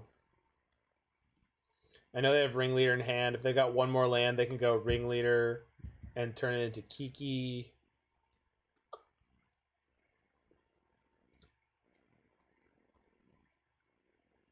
It's like a reasonable chance that I die next turn no matter what. So... Well, no, not no matter what. If I play Timely, I'm probably okay. Could have gone BTL for Omnath, then play land. Gone to 16 that way. It's possibly the right play.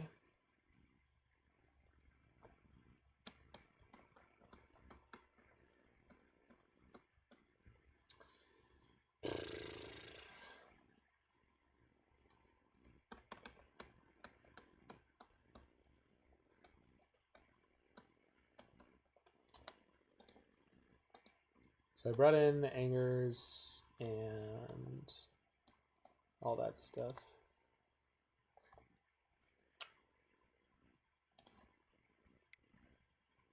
Yeah, alright, let's go get Valki. Get Valki, exile the Pyre, hope we don't die.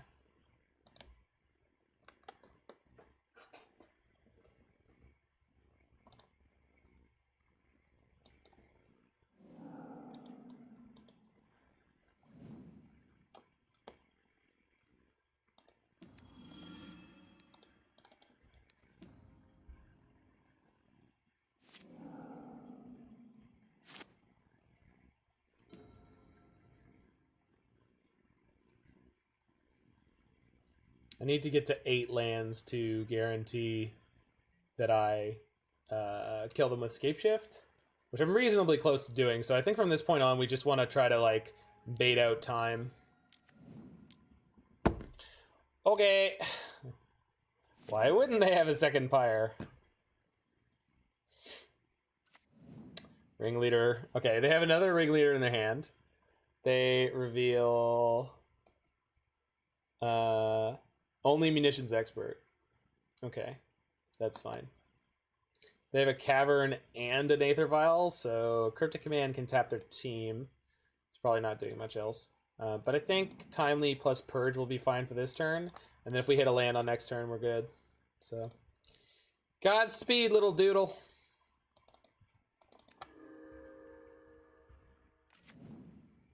Could also Cryptic to do something plus draw in order to get to Scapeshift next turn. Like actual factual Scapeshift. And we still have BTL for Anger if I need to. Okay.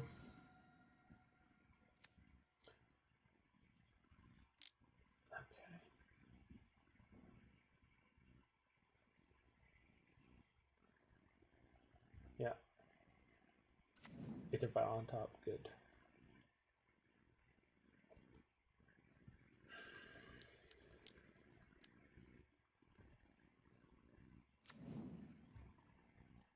Reveal Blood Crypt, Black Cave, Aether Vial, Aether Vial. 0 cards put into hand. Whoo! Bustin', bustin', bustin', bustin', bustin' makes me feel good. Alright, let's kill 1 Ringleader and block a Goblin. We take 3. Next turn, 1, 2, 3, 4, 5. That's not much. I want to keep the Purge as long as I can because the Purge stops them from Snoop comboing me. If they could set it up, which I'm not convinced that they can't. 18 plus 3? 1, 2, 3, 4, 5, 6, 7. Yeah, okay. We did it. We did it. We did it. Hooray. As long as we have enough mountains. I need 6 mountains in my deck.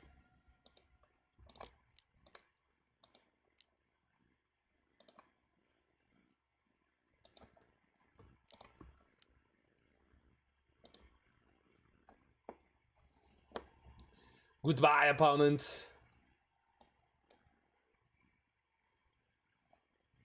There you are. Yes, I would like to cast Scapeshift. No, this is Patrick.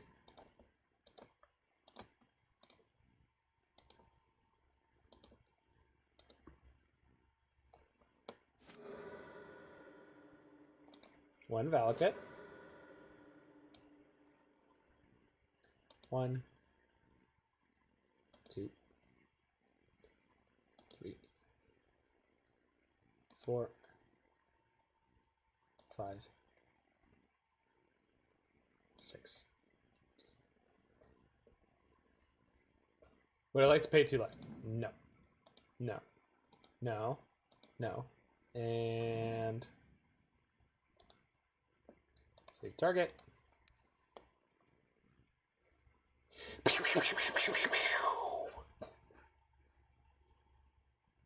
That was 6 pews. I hit it with the 6 pew.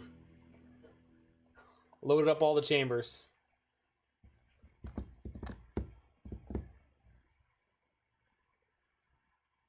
All right.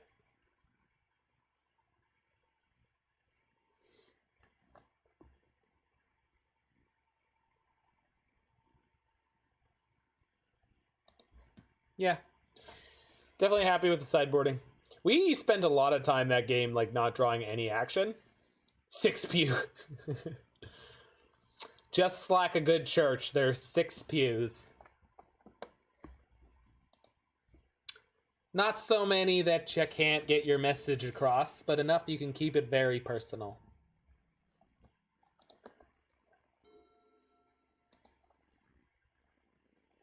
We both keep 7s this time. Whoa. I can't imagine this favors me. That's fine. I didn't have anything important in my hand anyway. Yeah. I also have 2 different ways to disrupt their combo, so we are not dying on turn 3. 6 pew sounds like a Christian rapper. Catholic. Why Catholic in particular? Do non-Catholic churches not have pews? I have questions, Roy. I have questions. They took the Purge. That makes sense.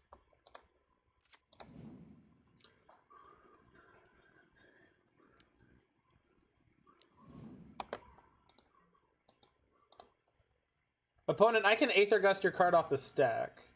Why? Okay.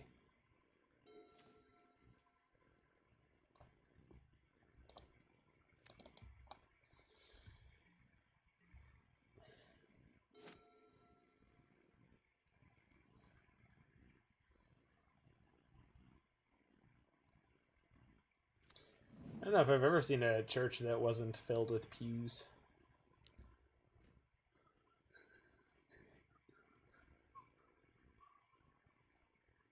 So do I Aether Gust this turn, Anger next turn?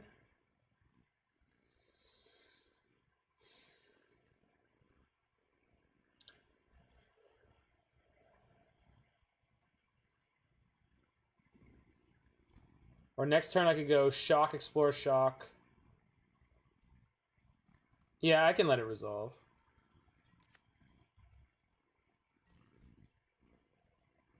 I don't think they're likely to pyre a Conspicuous Snoop.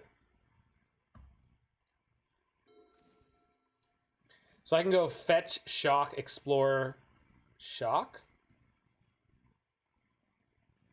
No, I mean next turn, Mike. I meant next turn. I just mean in general, because I can't respond to them doing that. So it's like, if I let it go to their next turn, and I'm worried about their 3-drop, which I'm not, I have to Aether Gust before they have the chance to activate Pyre. But I don't care. I can save a lot of life by not being too aggressive. And I also drew a path now, so I have double answers. So, like, I can't play them both this turn, but gusting in their draw step might be all right. Yeah. Yeah, it would have been. They drew Blackleaf into Blackleaf there, though, so that's pretty lucky for me.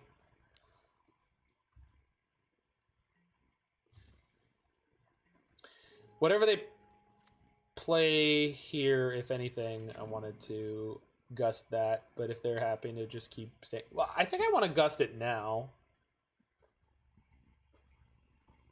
They're just not doing anything with their turns for now, which is really good for me. No, I just don't need to do anything about this. Yeah, this is like working out great for me so far.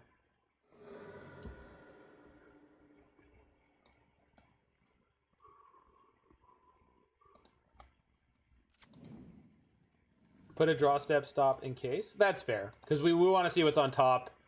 If it's something that I'm worried about them getting a free cast with Snoop, then I can deny that.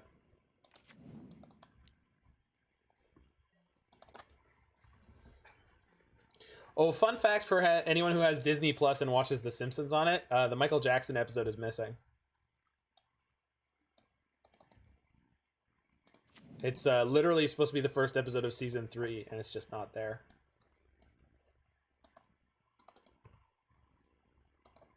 Yeah, if the next card is something that I would prefer that they didn't cast for free like that, then we can send this on top. I guess they could sack the Snoop in response. Did they mention why? I have no idea. I'm just letting people know. I was watching it the other day with my friend, and yeah, they did it. Huh, crazy. And they got to the beginning of season 3, and we start the episodes in sync with each other, but we didn't realize between the two of us that they were just missing an episode. So, it was funny.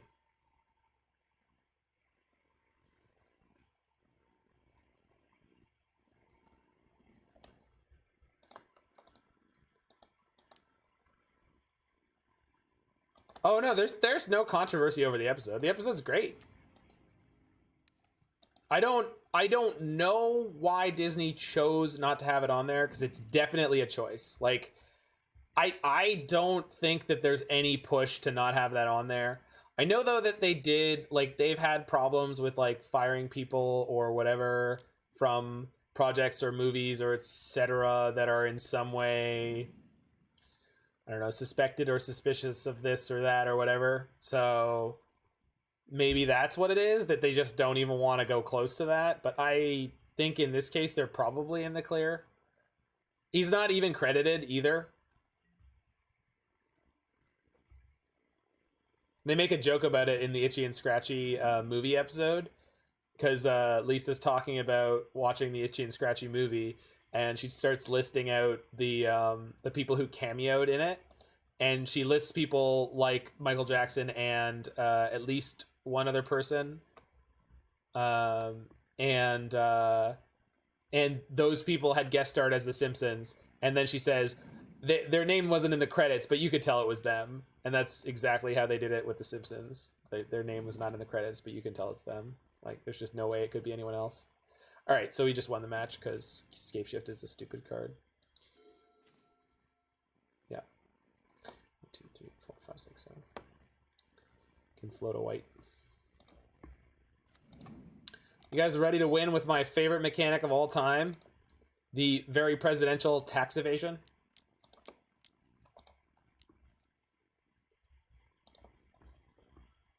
I need to use white. That's fine.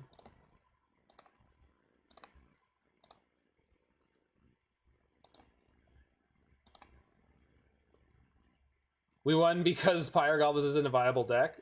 But Aspiring Spike said it was. He 5-0'd with it.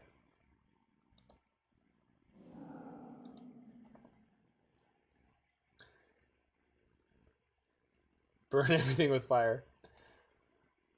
More like eruption.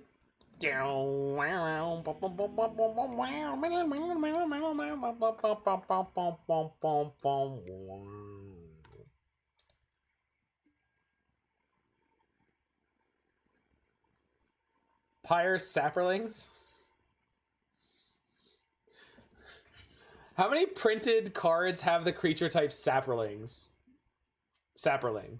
Real question. How many printed cards have the creature type on them? So I am not counting changelings for anyone who's going to try to get clever. Not counting changelings. How many printed cards have the creature type Saproling? That's the question. Yeah, without checking. Tartan Scarfman has, I believe, the correct answer. I also think literally 0 Blitz, but it is one of those things worth checking out because, like, for a long time it was true that there was no printed creature that's an assembly worker, and now there are 2. It used to only exist on Mishra's factory, and then they printed assembly worker, and then they printed self-replicator. Self-replicator, I think. There's a coward now. That's awesome. There's a card in Kaladesh that's 5 mana for a 4/4. When you play it, you search your own library for a copy of the card, and that one's also an assembly worker. His hand is insane. Yeah, there are a few Saproling lords, but none of them are Saprolings.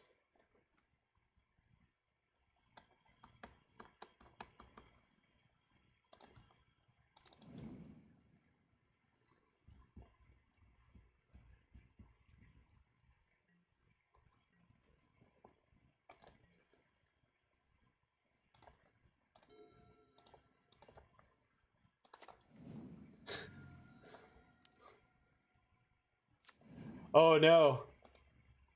Oh no.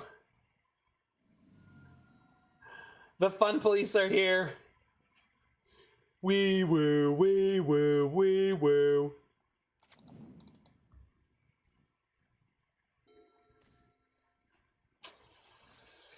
Okay, so Wrenn and Six guarantees me the land drop that I need to get most of the way to this BTL, so let's play it and hope they also waste time attacking it. Next turn, our plan is go explore Growth Spiral. The next turn, we'll see, because we're going to be drawing a whole bunch, but I think on the play we might be okay here.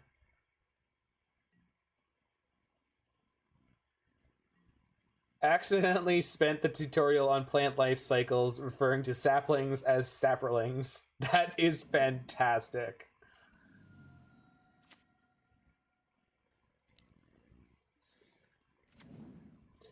Am I reading that wrong? Right, Blitz? Is that baboom baboom? Is that how that is said? Is it baboom?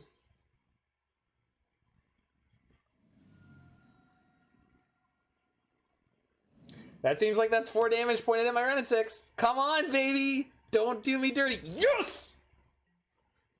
Yes! That card is not useful in this matchup. Thank you, opponent. Today we get to live. Light up the stage. Fuck. Well, it was good while it lasted. Oh my god. We're so fucked. Oh, maybe not. Maybe we'll be okay. All right, let's cool our jets. Let's see what's up with the what's up.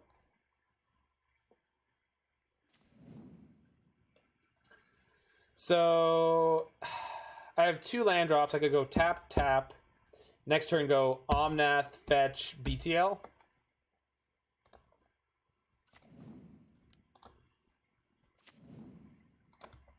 Yeah, we just have to not die. I'm at 17. They currently have 5, 6, 7, 8, 9, 10 damage, and they have 3 cards in hand.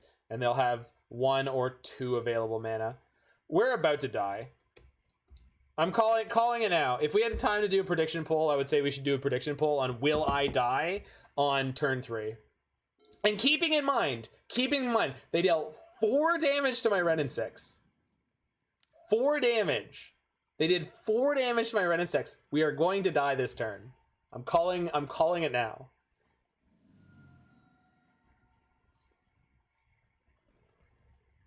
They're tapping mana for the gut shot? Nope.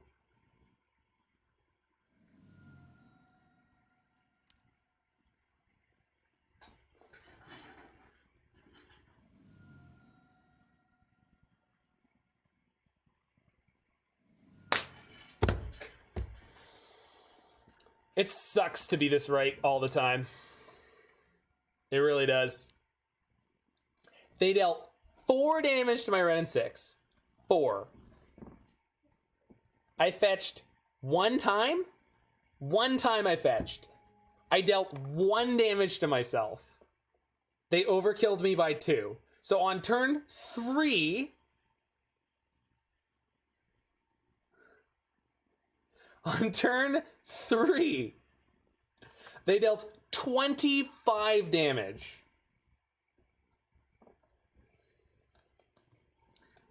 Just for anyone who's curious why I thought that deck should be taken down a peg. If anyone's curious.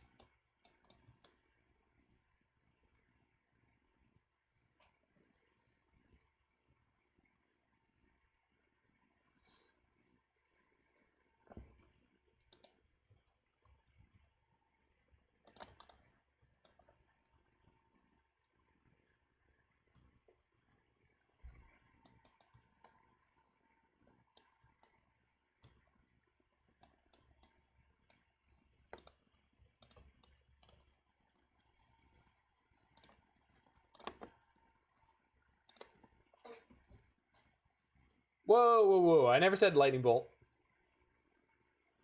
Yeah. So Manamorphose and Lava Dart were not involved there. And that's what I'm saying. Like, they didn't even draw some of the more egregious cards. Manamorphose was not involved in that, and Lava Dart was not involved in that. And they still did 25 damage. Is Force worth it since Dart? I don't think so, but it could be the case. I think it's generally too slow, and 2 for 1ing myself against this deck is, like, not going to be good enough. I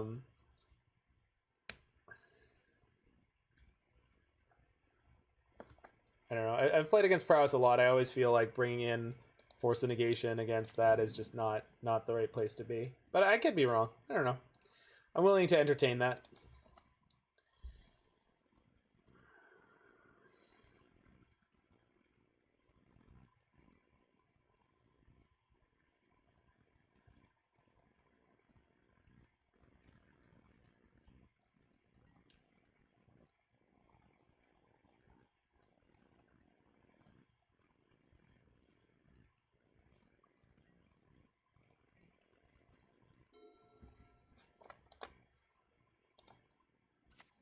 But again, like, the problem with blue-red prowess isn't just those draws. That's not the problem. The problem is the fact that they also get to play things like light up the stage.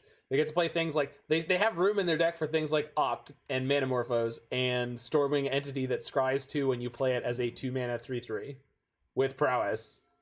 And like again, none of these things are egregious on their own, but it's like the way that the Omnath 4-color Omnath Uro deck was objectionable. That is the way I find this deck objectionable. Same Amulet Titan, but this is modern, so these things stay. What is happening in their hand? Did anyone tell them this is not how they win this matchup?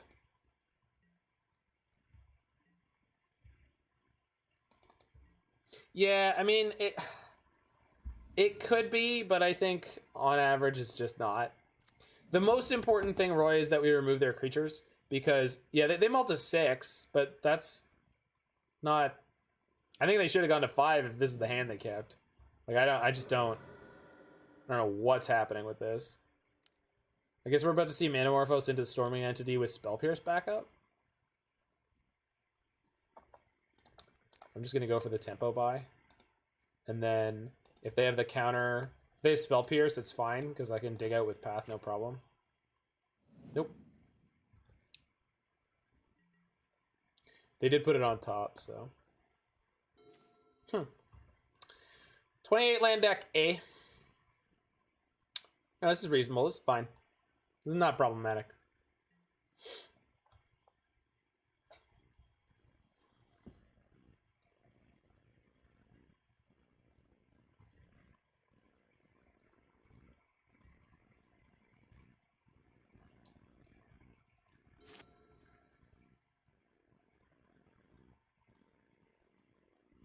This is one of the few situations where Remand would be better than Aether Gust, because I could Remand the Stormwing. I also did not bring in Mystical Dispute, but I think that would have been a mistake anyway.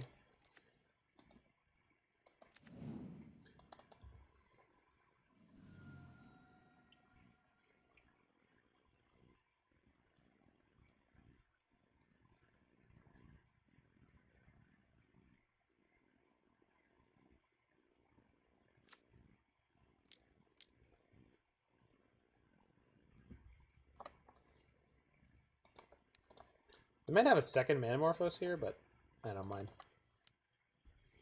This worked last turn. And it worked again. You can play the Stormwing, right? There she is.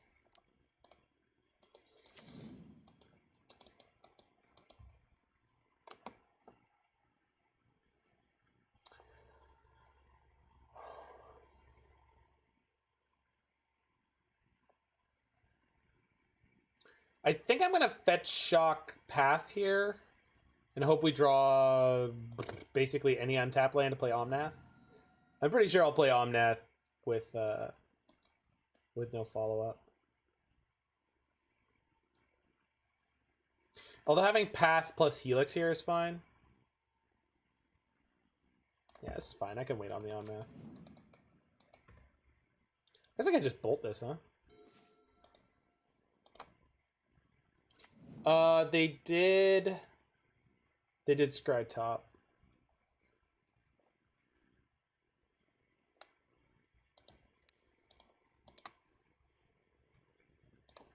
I guess if they have some kind of like pitch counter or something, I can bolt it in response. Yeah, they don't have it. Not surprising. They can hard cast their next one. Oh, no, they cannot. Fail to find. Excellent. Oh no, they chose not to search? They chose not to search, okay. Sure.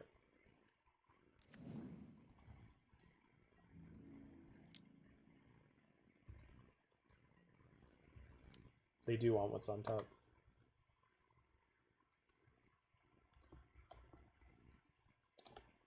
Find it unlikely they can save their Sprite Dragon from this. Unless they have Spell Pierce now. Literally one last card. Okay, whew. Okay, we should be golden now.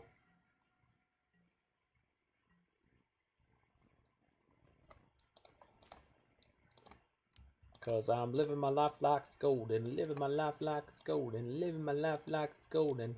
That's Omnath. That's his song. He loves some Jill Scott. Just generally R&B. Omnath is, he's hip. He's down with the funk. We got the funk. Give us the funk. Ow, we've got the funk. Gotta have that funk. Ow. Na na na na na. Do do do do do do do. Ah. Yeah. Right on, dude. Nice.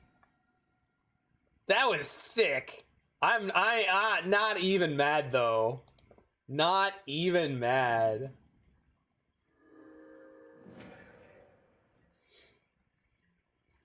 Good for you, opponent.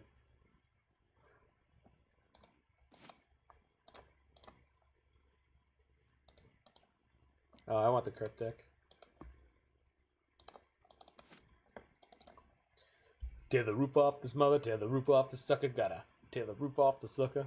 Tear the roof off the sucker, tear the roof off this mama, gotta. Tear the roof off the sucker. Person has an incredibly low voice. I do not.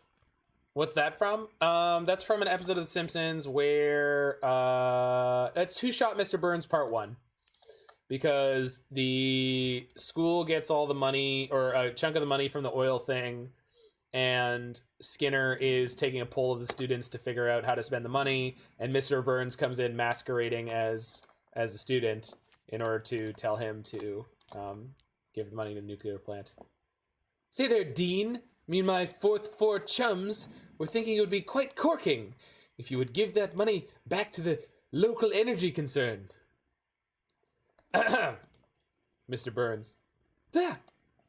You can't think I would have mistaken the town's most prominent octogenarian for one of my students.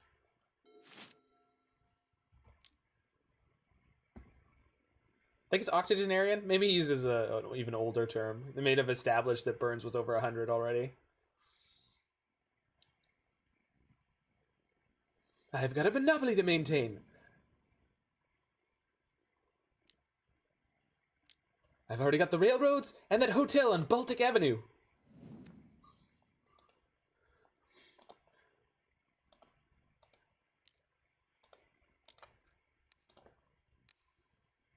That hotel's a dump, and your monopoly is a joke. It's great. It's fantastic. Okay, deck. Listen. Scapeshift. Off the top. Let's do it. They went top on their scry again? Alright. Well, opponent's certainly going to have a hard time killing us.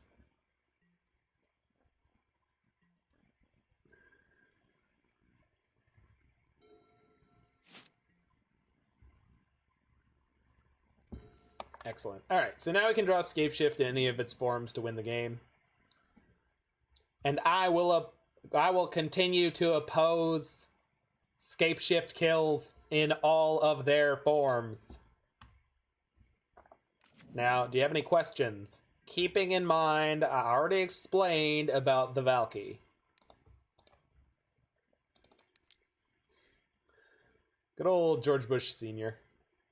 Opponent says, come on, men. Listen. Listen. You killed me on turn 3. Plus my Wrenn and 6. 25 damage on turn 3. Opponent just hit me with a come on, men. So, I explained to them that this is fine. This is acceptable. Meanwhile. For posterity. Also, someone on YouTube told me that the screen transition thing, the meanwhile, is loud. Are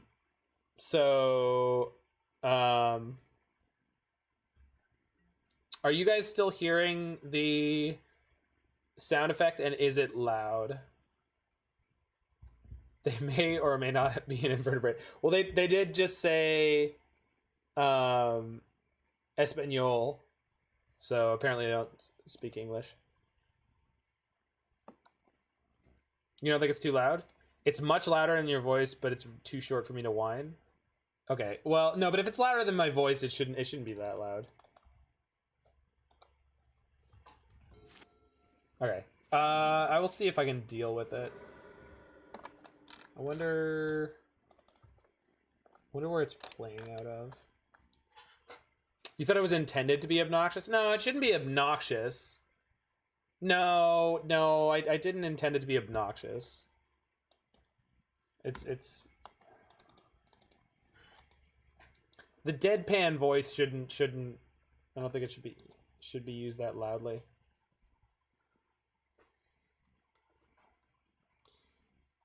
Because the deadpan voice is supposed to be a contrast. Because usually the way they'd use it in SpongeBob is like someone would say some like very loud, egregious statement. They'd be like, well, surely we can't do this until blah, blah, blah, blah, blah. 6 hours later. Well, surely they're going to show up soon. Several more hours later.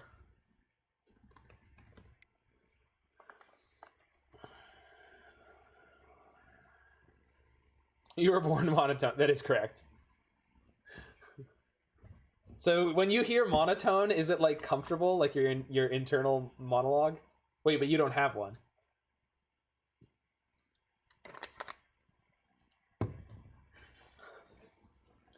It's like hearing your inner voice as an external voice, and therefore creepy.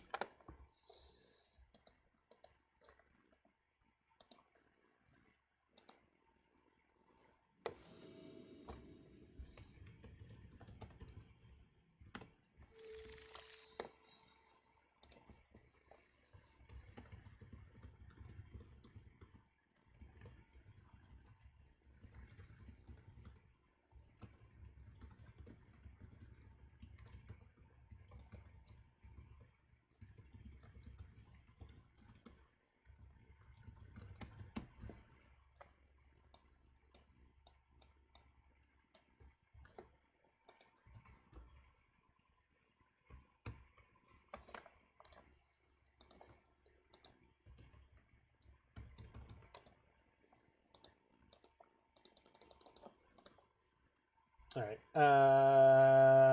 Keep.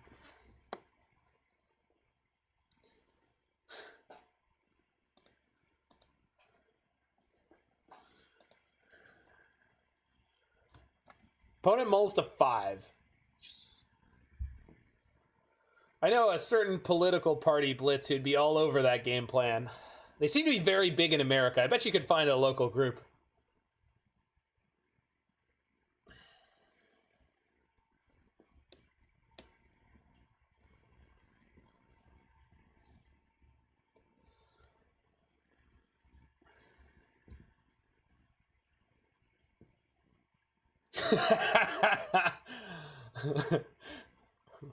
What, the crab supremacists?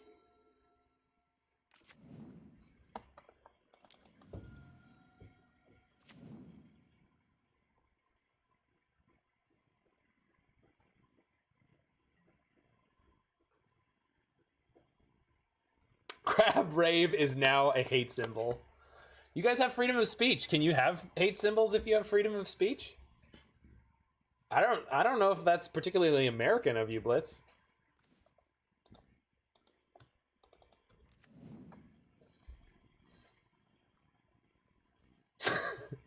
He crab surfs.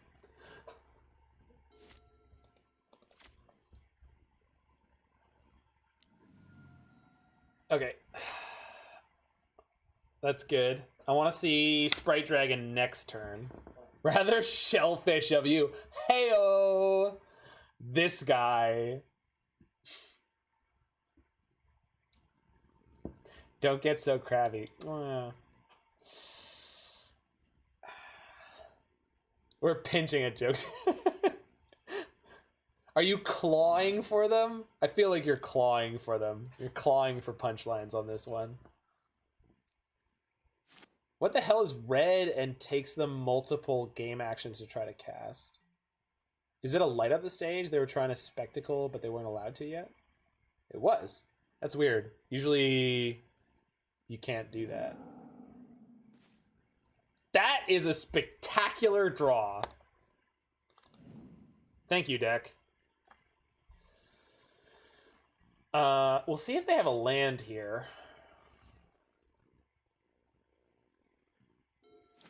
Well, I just can't wait for Blitz to be the king. Doodly doo doo ba doo doo ba doodly doo doo doo doo ba doodly doo doo doo doo ba doodly doo doo doo. Ba-doodly doo doo ba doo doo ba doodly doo doo ba doo doo shadoo ba doo beep beep doo doo shaboo doo beep beep beep. That would make a good Zazu. I don't know if I can stand up to John Oliver and Rowan Atkinson, dude. I mean, that's some freaking class. Okay, Lava Dart is slightly problematic here because if they have another free spell, they'll be able to protect their board on my turn. But I think we just have to pray that Anger is going to be good enough here. They didn't have a Bolt. I really hope this Anger is good enough because if it's not, we're probably going to die. I kind of was torn on the Helix, Alex, or no, Michael, but I think we have to resolve this Anger, and then as long as this snipes both their dudes, then the Helix locks them out of the rest of the game, basically. So I don't know if they ever saw an Anger last game. I really hope not. There we go. They had the Mutagenic and Gut Shot in game 1. So they got the turn 3 kill for 25 in game 1, but it looks like their uppance has come.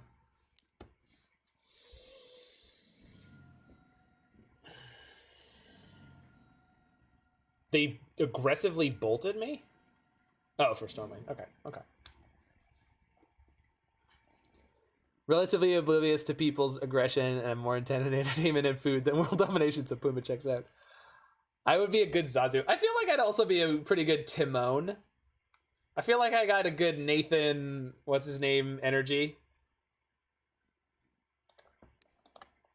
Is it Nathan? I feel it's Nathan. I think that's correct. They have it now? Oh, they have the Lava Dart. Okay. This is actually okay, though. Because this means I'm going to go to 9.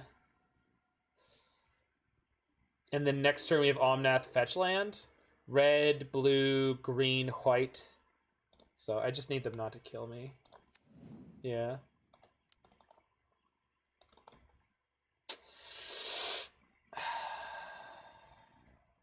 Omnath Fetchland is gain 8, so I need them not to have like double bolt. Lava Dart's not problematic.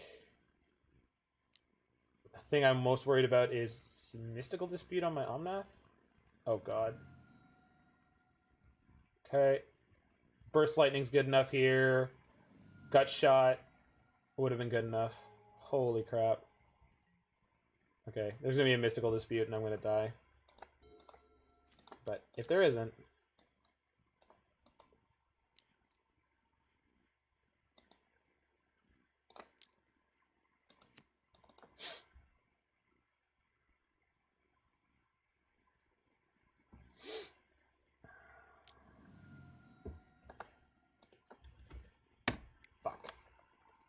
fucking ridiculous.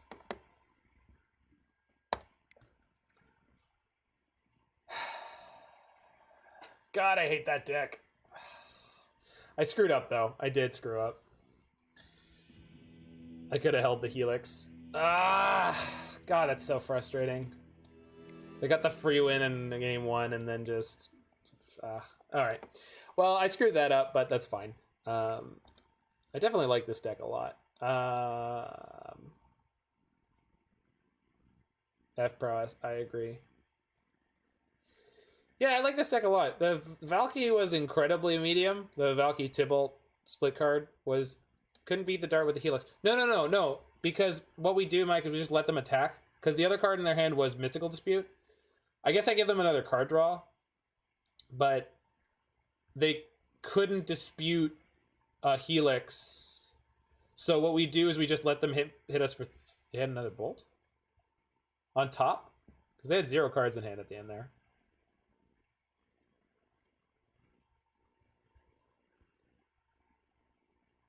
Oh, maybe it doesn't work.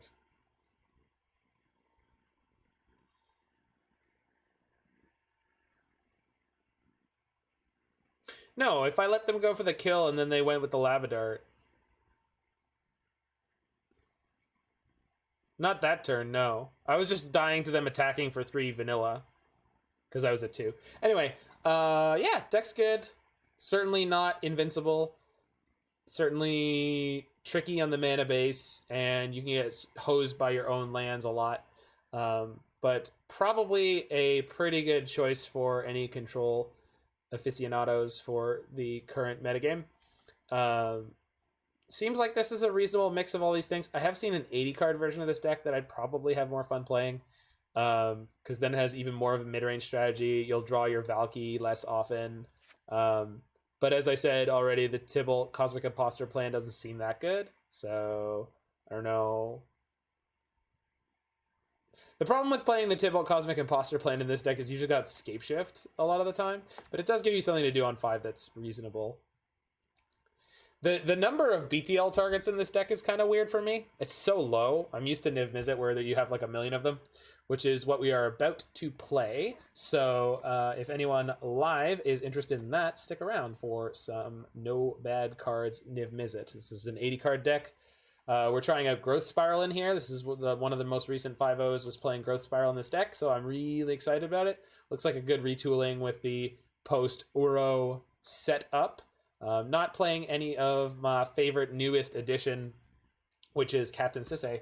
But Meanwhile. So, and if you're in the future watching this on the YouTubes, make sure you hit that like button, smash that subscribe button, check out any other videos you're interested in, and I will see you in the next one.